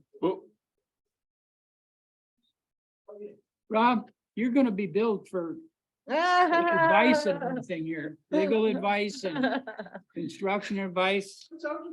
You know what? I appreciate I that. know what you're doing. And I encourage you to reach out to Dwayne because we need to have your input because you do have that construction background and experience with stormwater management, Yep. so. Yep. Russ, Frank, I'm coming to you now, sir. I just have one real easy question and I'll end up with a comment. On the Hershey Mills Estate sewer problem, was that covered by the COVID-14 funds? I didn't hear a word. We No, didn't understand. is it what? He asked about the COVID-19 funds covering the Hershey's Mills dam, and that went to cover the Westtown pump station. And the Hershey Mills State Sewer. Yeah. Thank you. No. Yeah, we did not use COVID funding for that, Russ. But it originally was slated for that though. What did That's you just say? what Rick Smith used to tell me. Well. Would you, Russ, I don't think that we. That's what Rick said. Okay. He said That's that's all. what Rick Smith told him. It still got used somewhere. Yeah, yeah. Yes. Then the only comment I would like to end up this year with is I wanted to thank the board to listen to all my comments. I know we didn't agree on everything, but I do appreciate the feedback that I get from my questions, and most likely from you, Mike, because you really have laid things out not only here but in other years on questions that I had. So I just want to thank everybody for what job well done. Thanks, Russ. We're fellow citizens. Thank you, Russ. I Hey, appreciate Russ, Yeah. Merry Christmas. Yeah. Merry Christmas to all. Yeah, Thank good you. Christmas to you. Thanks, Russ. There are no liaison reports. There's no other correspondence. Quick- Wait, Derek, do you have I'm something? sorry, I'm sorry. Quickly, I will be having to send a letter out, in my opinion, on the millage rate increase.